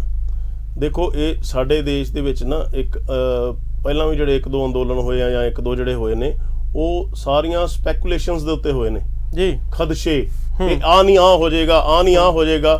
ਇੱਕ ਬੰਦਾ ਘਰੇ ਬੈਠ ਕੇ ਕੁਝ ਸੋਚ ਲੈਂਦਾ ਵੀ ਇਹ ਤਾਂ ਇਦਾਂ ਹੋ ਜਾਏਗਾ, ਔਰ ਉਹਨੂੰ ਮੁੜ ਕੇ ਪ੍ਰਚਾਰ ਕਰਨਾ ਸ਼ੁਰੂ ਕਰ ਦਿੰਦਾ, ਉਹ ਲੋਕਾਂ ਦੇ ਦਿਮਾਗ ਦੇ ਵਿੱਚ ਬਿਠਾ ਦਿੰਦਾ।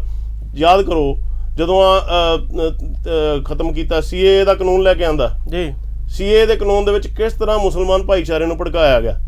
ਉਦੋਂ ਆਹੀ ਕੁਝ ਬੰਦੇ ਨੇ, ਇਹ ਜਿਹੜੇ ਤੁਸੀਂ ਜਿਨ੍ਹਾਂ ਦੇ ਨਾਮ ਲਏ ਸੀ, ਇੰਟੈਕ ਵਾਲੇ ਜਾਂ ਕੋਈ ਹੋਰ ਇੱਕ ਦੋ ਹੈਗੇ ਨੇ, ਇਹ ਵੀ ਉਹ ਜਾ ਕੇ ਧਰਨਿਆਂ ਤੇ ਬੈਠੇ ਸੀ ਜੀ। ਇੱਥੇ ਸਾਡੇ ਇੱਕ ਪ੍ਰੋਫੈਸਰ ਸਾਹਿਬ ਨੇ, ਮੈਂ ਨਾਂ ਨਹੀਂ ਲੈਂਦਾ, ਸਾਰਿਆਂ ਨੂੰ ਪਤਾ ਹੀ ਹੋਣਾ ਜਦੋਂ ਮੈਂ ਬੋਲ ਕੇ ਦੱਸੂਗਾ, ਉਹਨਾਂ ਦਾ ਕਹਿਣਾ ਸੀ ਕਿ ਵੇਖੋ ਜੀ ਇਸ ਅੰਦੋਲਨ ਦੇ ਵਿੱਚ ਦਲਿਤ ਵੀ ਆ ਗਿਆ, ਵੇਖੋ ਜੀ ਇਹਦੇ ਵਿੱਚ ਸਟੂਡੈਂਟ ਉੱਤਰ ਆਏ ਨੇ। ਉਹ ਇਦਾਂ ਹੱਥ ਮਾਰ ਕੇ ਚੈਨਲਾਂ ਦੇ ਉੱਤੇ ਬੈਠ ਕੇ ਕਰਦੇ ਸੀ।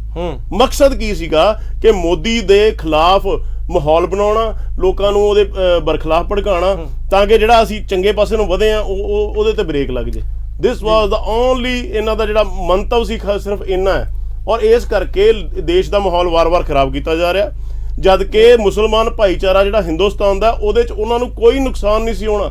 ਅਸੀਂ ਕਾਨੂੰਨ CAA ਜਿਹੜਾ ਬਣਿਆ ਸੀਗਾ, ਉਹ ਸਾਡੇ ਜਿਹੜੇ ਗਵਾਂਢੀ ਮੁਲਕ ਨੇ ਜਿਹੜੇ ਕਦੀ ਹਿੰਦੁਸਤਾਨ ਦਾ ਹਿੱਸਾ ਰਹੇ ਨੇ, ਉਹਦੇ ਵਿੱਚ ਜਿਹੜੇ ਮਾਈਨੋਰਟੀਜ਼ ਨੇ, ਹਿੰਦੂ, ਸਿੱਖ ਭਰਾ, ਆਪਣੇ ਜੈਨ ਹੋ ਗਏ, ਬੋਧੀ ਹੋ ਗਏ, ਇਹਨਾਂ ਨੂੰ ਅਸੀਂ ਅਕੋਮੋਡੇਟ ਕਰਨ ਲਈ ਵੀ ਉੱਥੇ ਪਰੇਸ਼ਾਨ ਹੋ ਰਹੇ ਨੇ, ਉਹਨਾਂ ਨੂੰ ਜੀਣ ਦਾ ਅਧਿਕਾਰ ਨਹੀਂ ਮਿਲ ਰਿਹਾ। ਇਸ ਕਰਕੇ ਜੋ ਇੰਡੀਆ ਦੀ ਸਿਟੀਜ਼ਨਸ਼ਿਪ ਲੈਣਾ ਚਾਹੁੰਦੇ ਨੇ ਤਾਂ ਲੈਣ। ਇਹਨਾਂ ਨੇ ਕੀ ਕਿਹਾ ਜੀ, ਉਹ 'ਚ ਮੁਸਲਿਮ ਸ਼ਬਦ ਕਿਉਂ ਨਹੀਂ ਲਾਇਆ? ਵੀ ਮੁਸਲਿਮ ਤੇ ਦੇਸ਼ ਆਲਰੇਡੀ ਉਹ ਹੈਗਾ, ਪਾਕਿਸਤਾਨ ਇਜ਼ ਆਲਰੇਡੀ ਮੁਸਲਿਮ ਦੇਸ਼, ਅਸੀਂ ਕਿਵੇਂ ਉਹਨੂੰ ਤੇ ਇਹੋ ਜੀ ਗੱਲ ਕਰਕੇ ਇਹਨਾਂ ਨੇ ਦੇਸ਼ ਦਾ ਮਾਹੌਲ ਕਿੰਨੇ ਮਹੀਨੇ ਖਰਾਬ ਕਰਕੇ ਰੱਖਿਆ। ਕਿੰਨੇ ਮਹੀਨੇ ਦਿੱਲੀ ਦੇ ਵਿੱਚ ਧਰਨਾ ਪ੍ਰਦਰਸ਼ਨ ਸ਼ਾਹੀਨ ਬਾਗ ਦਾ ਚੱਲਿਆ, ਲੇਕਿਨ ਉਹਦੇ ਵਿੱਚ ਅਸਲ 'ਚ ਕੀ ਨਿਕਲਿਆ? ਸੱਚਾਈ ਕੁਛ ਵੀ ਨਹੀਂ ਜੀ। ਇੰਡੀਆ ਦੇ ਮੁਸਲਮਾਨ ਨੂੰ ਕੋਈ ਫਰਕ ਪਿਆ? ਕੋਈ ਫਰਕ ਨਹੀਂ ਪਿਆ। ਇਸੇ ਤਰ੍ਹਾਂ ਅੱਜ ਵੀ ਜੋ ਕੁਛ ਹੋ ਰਿਹਾ, ਇਹ ਕੁਛ ਪੜ੍ਹੇ ਲਿਖੇ ਬੁੱਧੀਜੀਵੀ ਜਿਹੜੇ ਆਪਣੇ ਆਪ ਨੂੰ ਕਹਿੰਦੇ ਨੇ, ਮੈਂ ਕਹਿੰਦਾ ਬੁੱਧੀਜੀਵੀ ਨਹੀਂ, ਜੇ ਦੇਸ਼ ਦਾ ਮਾਹੌਲ ਖਰਾਬ ਕਰਦੇ ਨੇ ਉਹ ਕਬੁੱਧੀਜੀਵੀ ਨੇ। ਉਹਨਾਂ ਕਬੁੱਧੀਜੀਵੀਆਂ ਨੇ ਅੱਜ ਦੇਸ਼ ਦਾ ਬੇੜਾ ਕਰਨ ਵਾਲੇ ਪਾਸੇ ਤੁਰ ਪਏ ਨੇ। ਔਰ ਇਹ ਬਹੁਤ ਇਹਦੇ ਜਿਹੜੇ ਸਿੱਟੇ ਨੇ ਬੜੇ ਮਾੜੇ ਨਿਕਲਣ ਵਾਲੇ। ਮੈਨੂੰ ਸੋਚ ਕੇ ਹੈਰਾਨੀ ਹੁੰਦੀ ਹੈ ਕਿ ਅੱਜ ਆਪਣੀ ਸਿੱਖ ਕੌਮ ਬੜੇ ਸੌਖੇ ਉਹਦੇ ਵਿੱਚ ਹੈ।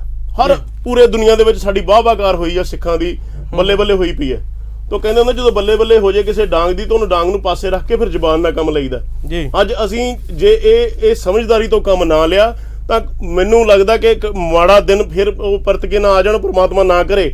ਪਰ ਇਹ ਹੁਣ ਅਸੀਂ ਬਹੁਤ ਸੋਹਣੀ ਪੋਜੀਸ਼ਨ ਤੇ ਆ, ਸਾਨੂੰ ਆਪਣੀ ਇੱਜ਼ਤ ਆਪਦੇ ਹੱਥ ਹੁੰਦੀ ਆ, ਆਪਾਂ ਨਾ ਉਵੇਂ ਦੀਆਂ ਗੱਲਾਂ ਕਰੀਏ। ਢਿੱਲੋਂ ਸਾਹਿਬ, ਪਰ ਇਹ ਵੀ ਦੋਸ਼ ਲਾਏ ਜਾ ਰਹੇ ਨੇ ਲੋਕਾਂ ਵੱਲੋਂ ਕਿ ਜਿਹੜੀ ਕੇਂਦਰ ਸਰਕਾਰ ਆ ਉਹਦੇ ਵੱਲੋਂ ਜਿਹੜਾ ਵੱਡੇ ਘਰਾਣੇ ਨੇ ਉਹਨਾਂ ਨੂੰ ਕਰਜ਼ੇ ਮਾਫੀ ਦਿੱਤੀ ਜਾ ਰਹੀ ਆ, ਪਰ ਕਿਸਾਨਾਂ ਦਾ ਕੋਈ ਜਿਹੜਾ ਹੱਲ ਉਹ ਨਹੀਂ ਕੱਢਿਆ ਜਾਂਦਾ, ਕਿਸਾਨਾਂ ਨੂੰ ਆਰਥਿਕ ਤੌਰ ਤੇ ਮਜ਼ਬੂਤੀ ਨਹੀਂ ਦਿੱਤੀ ਜਾਂਦੀ। ਪਰ ਨਾਲ ਇੱਕ ਗੱਲ ਇਹ ਵੀ ਹੈ ਕਿ ਜਿਹੜੀ BJP ਦੀ ਭਾਈਵਾਲ ਪੰਜਾਬ ਦੇ ਵਿੱਚ ਸਰਕਾਰ ਰਹੀ ਆ, ਸ਼੍ਰੋਮਣੀ ਅਕਾਲੀ ਦਲ, ਉਹਦੇ ਵੱਲੋਂ ਵੀ ਜਿਹੜਾ ਤੁਹਾਡੇ ਨਾਲ ਗੱਠਜੋੜ ਸੀ BJP ਨਾਲ, ਉਹ ਤੋੜ ਦਿੱਤਾ ਗਿਆ, ਅਸਤੀਫਾ ਦੇ ਦਿੱਤਾ ਗਿਆ ਕੇਂਦਰੀ ਮੰਤਰੀ ਹਰਸਿਮਰਤ ਕੌਰ ਜੀ ਵੱਲੋਂ। ਕੀ ਇਹਦੇ ਵਿੱਚ ਸੱਚਾਈ ਕੀ ਹੈ ਕਿ ਇਹ ਜਿਹੜੇ ਕਿਹਾ ਤਾਂ ਇਹੀ ਜਾਂਦਾ ਕਿ 3 ਜਿਹੜੇ ਕਾਨੂੰਨ ਹੈ ਉਹਨਾਂ ਨੂੰ ਲੈ ਕੇ ਜਿਹੜਾ ਅਸਤੀਫਾ ਦਿੱਤਾ ਗਿਆ, ਪਰ ਤੁਸੀਂ ਕਿਵੇਂ ਵੇਖਦੇ, BJP ਕਿਵੇਂ ਵੇਖਦੀ ਹੈ ਜਿਹੜਾ ਨਾਤਾ ਟੁੱਟਿਆ?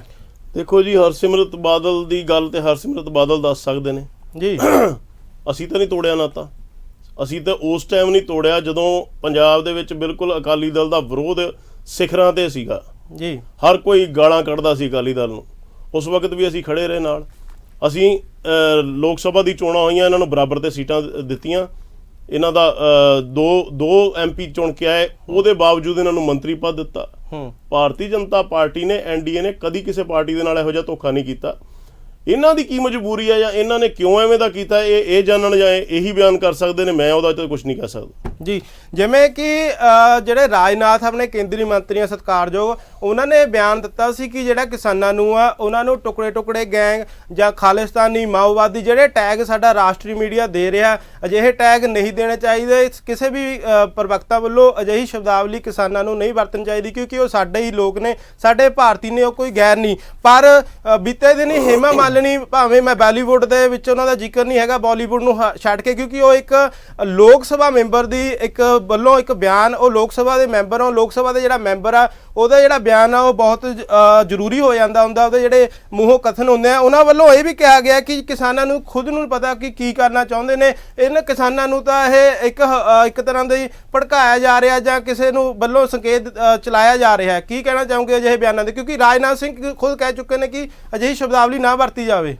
ਵੇਖੋ, ਸ਼ਬਦਾਵਲੀ ਦੇ ਉੱਤੇ ਤੇ ਕੰਟਰੋਲ ਹੋਣਾ ਚਾਹੀਦਾ ਹੀ ਹੈ, ਇਹ ਦੋਵੇਂ ਪਾਸਿਓਂ ਚਾਹੀਦਾ ਜੀ। ਜਦੋਂ ਕੋਈ ਵੀ ਕੇਂਦਰ ਦਾ ਕੋਈ ਲੀਡਰ ਜਾਂ ਕੋਈ ਕਿਸੇ ਪੋਲੀਟੀਕਲ ਪਾਰਟੀ ਦਾ ਲੀਡਰ ਕੋਈ ਇਹੋ ਜਿਹੀ ਗੱਲ ਕਰਦਾ ਤਾਂ ਉਹਨੂੰ ਸੋਚ ਸਮਝ ਕੇ ਕਰਨੀ ਚਾਹੀਦੀ। ਪਰ ਦੂਜੇ ਪਾਸੇ ਜੇ ਵੇਖੀਏ ਤੇ ਜਿਹੜਾ ਕਿਸਾਨ ਅੰਦੋਲਨ ਦੇ ਵਿੱਚੋਂ ਇਹੋ ਜਿਹੀਆਂ ਆਵਾਜ਼ਾਂ ਉੱਠ ਕੇ ਆਉਂਦੀਆਂ ਨੇ, ਹਾਏ ਹਾਏ ਮੋਦੀ ਮਰ ਗਿਆ ਤੂੰ, ਮਰ ਜਾ ਤੂੰ, ਫਲਾਣਾ, ਤੇ ਉਸ ਤੋਂ ਬਾਅਦ ਤੁਸੀਂ ਕੋਈ ਸੋ ਕਾਲਡ ਬੰਦਿਆਂ ਦੀਆਂ ਫੋਟੋਆਂ ਦੇ ਬੈਨਰ ਉਹਦੇ 'ਚ ਲੱਗੇ ਹੁੰਦੇ ਨੇ ਜਾਂ ਕੋਈ ਉਵੇਂ ਦੇ ਨਾਅਰੇ ਲੱਗਦੇ ਨੇ, ਦੈਨ ਕਿਸੇ ਨਾ ਕਿਸੇ ਨੂੰ ਮੂੰਹ ਖੋਲਣ ਦਾ ਮੌਕਾ ਮਿਲਦਾ ਜੀ। ਆਪਾਂ ਨਰੋਲ ਕਿਸਾਨੀ ਦੇ ਅੰਦੋਲਨ ਨੂੰ ਨਰੋਲ ਕਿਸਾਨੀ ਦਾ ਅੰਦੋਲਨ ਕਿਉਂ ਨਹੀਂ ਰਹਿਣ ਦੇ ਸਕਦੇ ਜੀ? ਜੇ ਤੁਸੀਂ ਆਪਾਂ ਨੇ ਕੋਈ ਗੱਲਾਂ ਮਨਵਾਉਣੀਆਂ ਹੀ ਨੇ ਤਾਂ ਉਹਦੇ ਵਿੱਚ ਕਿੱਥੋਂ ਆ ਜਾਂਦਾ ਹੂ ਇਜ਼ ਦਾ ਤੁਹਾਡਾ ਗੁਰਪਤਵੰਤ ਸਿੰਘ ਪੰਨੂ ਉਹ ਕਿਉਂ ਬਿਆਨਬਾਜ਼ੀ ਕਰਦਾ? ਅਮਰੀਕਾ 'ਚ ਬੈਠਾ ਭਰਾਵਾ, ਅਮਰੀਕਾ ਦੇ ਦਰਸ਼ਕ ਦੇਖਦੇ ਹੋਣਗੇ, ਮੈਂ ਹੱਥ ਬੰਨ੍ਹ ਕੇ ਬੇਨਤੀ ਕਰਦਾ, ਗੁਰਪਤਵੰਤ ਸਿੰਘ ਪੰਨੂ ਐਂਡ ਆਲ ਜਿਹੜੇ ਉਹਦੇ ਨਾਲ ਦੇ ਸਮਰਥਕ ਭਾਈਆ, ਤੁਸੀਂ ਉੱਥੇ ਬਣਾ ਲਓ ਆਪਣਾ ਜਿਹੜਾ ਵੀ ਖਾਲਿਸਤਾਨ ਬਣਾਉਣਾ। ਪੰਜਾਬ ਦੇ ਵਿੱਚ ਸਿੱਖ ਬੜੇ ਸੌਖੇ ਨਾਲ ਰਹਿ ਰਿਹਾ, ਬੜਾ ਵਧੀਆ ਹੈ। ਇੰਡੀਆ ਦੀ ਹਰ ਵੱਡੀ ਪੋਸਟ ਤੱਕ ਸਿੱਖ ਜਿਹੜਾ ਪਹੁੰਚਿਆ, ਸਾਨੂੰ ਕੋਈ ਇੱਥੇ ਦਿੱਕਤ ਪਰੇਸ਼ਾਨੀ ਨਹੀਂ ਹੈ।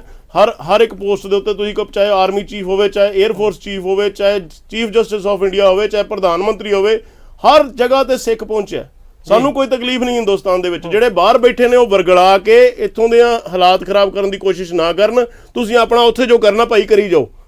ਬੱਚੇ ਇੱਥੇ ਸਾਡੇ ਮਰਦੇ ਨੇ ਮੁੜ ਕੇ। ਜੋ ਸੰਤਾਪ ਹੰਡਾਇਆ ਪਿੱਛੇ 1984 ਤੋਂ ਬਾਅਦ ਦਾ ਪੰਜਾਬ ਨੇ ਹੰਡਾਇਆ। ਅਮਰੀਕਾ ਵਾਲੇ ਤੁਸੀਂ ਜਾ ਕੇ ਬਹਿ ਕੇ ਉੱਥੋਂ ਬਿਆਨਬਾਜ਼ੀਆਂ ਦੇਈ ਜਾਂਦੇ ਹੋ, ਤੰਗ ਦੇ ਇੱਥੇ ਅਸੀਂ ਹੋਣਾ। ਸੋ ਮੇਰੀ ਹੱਥ ਮੰਨ ਕੇ ਬੇਨਤੀ ਹੈ, ਇਹ ਕੰਮ ਨਾ ਕਰੋ। ਢਿੱਲੋਂ ਜੀ, ਪਰ ਗੱਲ ਇਹ ਹੈ ਨਾ, ਰਾਜੇਵਾਲ ਸਾਹਿਬ ਨੇ ਵੀ ਸਟੇਜ ਤੋਂ ਕਹਿ ਦਿੱਤਾ ਗਿਆ ਕਿ ਖਾਲਿਸਤਾਨ ਜਿਹੜਾ ਹੋਰ ਜਿਹੜੇ ਤਾਕਤਾਂ ਜਿਹੜੀਆਂ ਉਹਨਾਂ ਦਾ ਇਸ ਕਿਸਾਨੀ ਅੰਦੋਲਨ 'ਚ ਕੋਈ ਹੱਥ ਨਹੀਂ, ਕੋਈ ਉਹਨਾਂ ਦਾ ਇੱਥੇ ਹੱਥ ਬੰਨ੍ਹ ਕੇ ਉਹਨਾਂ ਨੇ ਬੇਨਤੀ ਕੀਤੀ ਹੈ ਕਿ ਅਜਿਹਾ ਕੁਝ ਨਾ ਹੋਵੇ। ਪਰ ਜਿਹੜੇ ਰਕੇਸ਼ ਟਕੈਤ ਨੇ ਉਹਨਾਂ ਨੇ ਵੀ ਇਹ ਕਿਹਾ ਸੀ, ਸਵਾਲ ਕਰ ਰਿਹਾ ਸੀ ਸਰਕਾਰ ਨੂੰ ਕਿ ਜੇਕਰ ਤੁਹਾਨੂੰ ਅਜਿਹੇ ਕੋਈ ਅਨਸਰ ਲੱਗ ਰਹੇ ਨੇ ਤਾਂ ਤੁਸੀਂ ਕਾਰਵਾਈ ਕਿਉਂ ਨਹੀਂ ਕਰਦੇ, ਗ੍ਰਿਫਤਾਰ ਕਰ ਸਕਦੇ ਹੋ। ਨਹੀਂ, ਵੇਖੋ ਰਾਜੇਵਾਲ ਸਾਹਿਬ ਦੀ ਗੱਲ ਦਾ ਮੈਂ ਸਵਾਗਤ ਕਰਦਾ ਔਰ ਰਾਜੇਵਾਲ ਸਾਹਿਬ ਬੜੇ ਸੁਲਝੇ ਸਿਆਣੇ ਬੰਦੇ ਨੇ। ਰਾਜੇਵਾਲ ਸਾਹਿਬ ਜੀ ਨੇ ਇਹ ਜੇ ਗੱਲ ਕਹੀ ਹੈ ਤਾਂ ਉਹਦੇ ਪਿੱਛੇ ਕਾਰਨ ਹੈ ਨਾ ਕੋਈ। ਇਟ ਮੀਨਸ ਕਿ ਕਿਤੇ ਨਾ ਕਿਤੇ ਇਹ ਸ਼ਰਾਰਤਾਂ ਹੋ ਰਹੀਆਂ ਨੇ ਤਾਂ ਰਾਜੇਵਾਲ ਸਾਹਿਬ ਨੂੰ ਸਟੇਜ ਤੋਂ ਚੜ੍ਹ ਕੇ ਇਹ ਗੱਲ ਕਹਿਣੀ ਪਈ। ਤੇ ਜੇ ਕੋਈ ਹੋਰ ਢਿੱਲੋਂ ਸਾਹਿਬ ਇਹ ਕਾਰਨ ਦੱਸਿਆ ਜਾਂਦਾ ਕਿ ਜਿਹੜਾ ਰਾਸ਼ਟਰੀ ਮੀਡੀਆ ਕਿਉਂਕਿ ਜੇਕਰ ਰਾਸ਼ਟਰੀ ਮੀਡੀਆ ਬਿਆਨਬਾਜ਼ੀ ਅਜਿਹੀ ਕਰਦਾ, ਕਿਉਂਕਿ ਨਕਾਰਾਤਮਕ ਪ੍ਰਭਾਵ ਜਾ ਰਹੇ ਨੇ ਅੰਦੋਲਨ ਦੇ ਭਾਰਤ ਦੇ ਵਿੱਚ ਰਾਸ਼ਟਰੀ ਮੀਡੀਆ ਦੇ ਰਾਹੀਂ, ਉਹਨਾਂ ਨੇ ਕਿਹਾ ਕਿ ਅਜਿਹਾ ਤਾਂ ਬਿਆਨ ਦੇਣਾ ਪੈ ਰਿਹਾ ਸਾਨੂੰ। ਨਹੀਂ, ਵੇਖੋ ਨਾ, ਅੱਜ ਜੇ ਰਾਜੇਵਾਲ ਸਾਹਿਬ ਉਸ ਅੰਦੋਲਨ ਨੂੰ ਲੀਡ ਕਰ ਰਹੇ ਨੇ ਜੀ, ਸਰਮੋਰ ਲੀਡਰਾਂ ਦੇ ਵਿੱਚੋਂ ਨੇ, ਜੇ ਉਹਨਾਂ ਨੂੰ ਮੰਚ ਤੇ ਖਲੋ ਕੇ ਇਹ ਗੱਲ ਕਹਿਣੀ ਪੈਂਦੀ ਹੈ ਵੀ ਭਾਈ ਤੁਸੀਂ ਆਪਣਾ ਉੱਥੇ ਬਣਾਓ ਜੋ ਬਣਾਉਣਾ, ਸਾਡੇ ਇੱਥੇ ਇੰਟਰਫੇਅਰ ਨਾ ਕਰੋ, ਇਹਦਾ ਮਤਲਬ ਕੋਈ ਇੰਟਰਫੇਰੈਂਸ ਹੋ ਰਹੀ ਸੀਗੀ। ਇਹਦਾ ਮਤਲਬ ਕਿ ਉੱਥੇ ਕੋਈ ਮਾਹੌਲ ਖਰਾਬ ਕਰਨ ਦੀ ਕੋਸ਼ਿਸ਼ ਕਰ ਰਿਹਾ ਸੀ।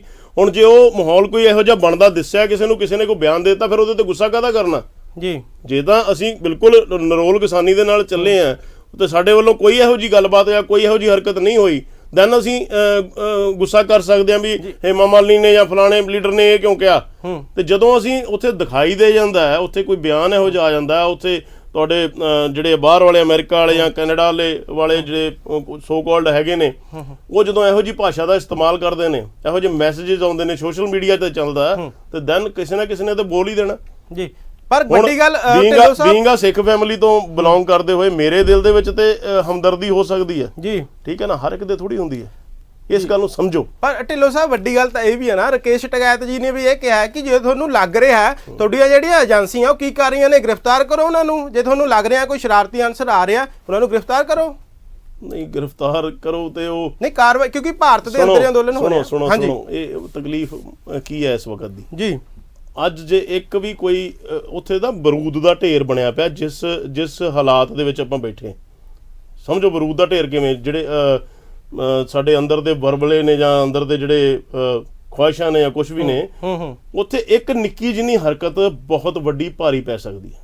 ਹਾਂਜੀ, ਦਿੱਲੀ ਦੇ ਬਾਰਡਰ ਦੇ ਉੱਤੇ ਜਿੰਨੀਆਂ ਕੁ ਭਾਵਨਾਵਾਂ ਭੜਕਾਈਆਂ ਹੋਈਆਂ ਨੇ, ਜਿੰਨੀਆਂ ਕੁ ਭੜਕੇ ਹੋਏ ਨੇ, ਜੇ ਇੱਕ ਨਿੱਕੀ ਜੀ ਹਰਕਤ ਹੁੰਦੀ, ਸਰਕਾਰ ਵੀ ਇਸ ਗੱਲ ਬਾਰੇ ਪੂਰੀ ਸੰਵੇਦਨਸ਼ੀਲ ਹੈ, ਸਰਕਾਰ ਵੀ ਸਮਝਦੀ ਹੈ ਇਹਨਾਂ ਗੱਲਾਂ ਨੂੰ ਜੀ। ਕਿਸਾਨ ਆਗੂ ਵੀ ਪਰ ਕਹਿ ਸਕਦੇ ਪੂਰਾ ਸੰਵੇਦਨਸ਼ੀਲ, ਕਿਸਾਨ ਆਗੂ ਵੀ ਸੰਵੇਦਨਸ਼ੀਲ ਨੇ, ਮੈਂ ਕਹਿ ਸਕਦਾ। ਪਰ ਜਿਹੜੇ ਆ ਵਿੱਚ ਬੈਠੇ ਲੋਕ ਨੇ ਨਾ, ਇਹਨਾਂ ਨੇ ਕੋਈ ਨਾ ਕੋਈ ਸ਼ਰਾਰਤ ਕਰਾਉਣੀ ਹੈ ਜੀ, ਇਹਨਾਂ ਨੇ ਕਰਵਾਉਣੀ ਹੈ। ਬਾਅਦ ਵਿੱਚ ਸਰਕਾਰ ਨੇ ਜੇ ਕੋਈ ਉਹਦੇ ਤੇ ਕਾਰਵਾਈ ਕੀਤੀ, ਇਹਨਾਂ ਕਹਿਣਾ ਵੇਖੋ ਜੀ ਆ ਮੋਦੀ ਸਿੱਖ ਵਿਰੋਧੀ, ਇਹਨਾਂ ਨੇ ਇਹ ਇਲਜ਼ਾਮ ਲਾਉਣਾ ਜੀ। ਔਰ ਵੱਡੀ ਗੱਲ ਇਹ ਕਿ ਕਾਂਗਰਸ ਪਾਰਟੀ ਐਂਡ ਆਲ ਇਹ ਆਪਣਾ 1984 ਦਾ ਦਾਗ ਧੋਣਾ ਚਾਹੁੰਦੇ ਨੇ ਜੀ, ਔਰ ਇਹ ਚਾਹੁੰਦੇ ਨੇ ਕਿ ਕੋਈ ਨਾ ਕੋਈ ਇਹੋ ਜਿਹੀ ਹਰਕਤ ਹੋ ਜਾਵੇ, ਕੋਈ ਉੱਥੇ ਉੱਚੀ ਨੀਵੀਂ ਹਰਕਤ ਕੀ ਕਹਿੰਦੇ ਗੋਲੀ ਗਾਲੀ ਚੱਲ ਜੇ, ਔਰ ਸਾਡੇ ਕਾਂਗਰਸ ਦੇ ਮੱਥੇ ਤੋਂ ਉਹ ਦਾਗ ਲੱਥ ਜੇ ਤੇ ਬੀਜੇਪੀ ਦੇ ਮੱਥੇ ਤੇ ਲੱਗ ਜੇ ਜੀ। ਪਰ ਇਹ ਹੋਣ ਵਾਲਾ ਨਹੀਂ। ਬੀਜੇਪੀ ਪੂਰੀ ਸਿੱਖਾਂ ਦੀ ਹਮਦਰਦ ਹੈ, ਪੂਰੀ ਨਾਲ ਖੜੀ ਹੈ।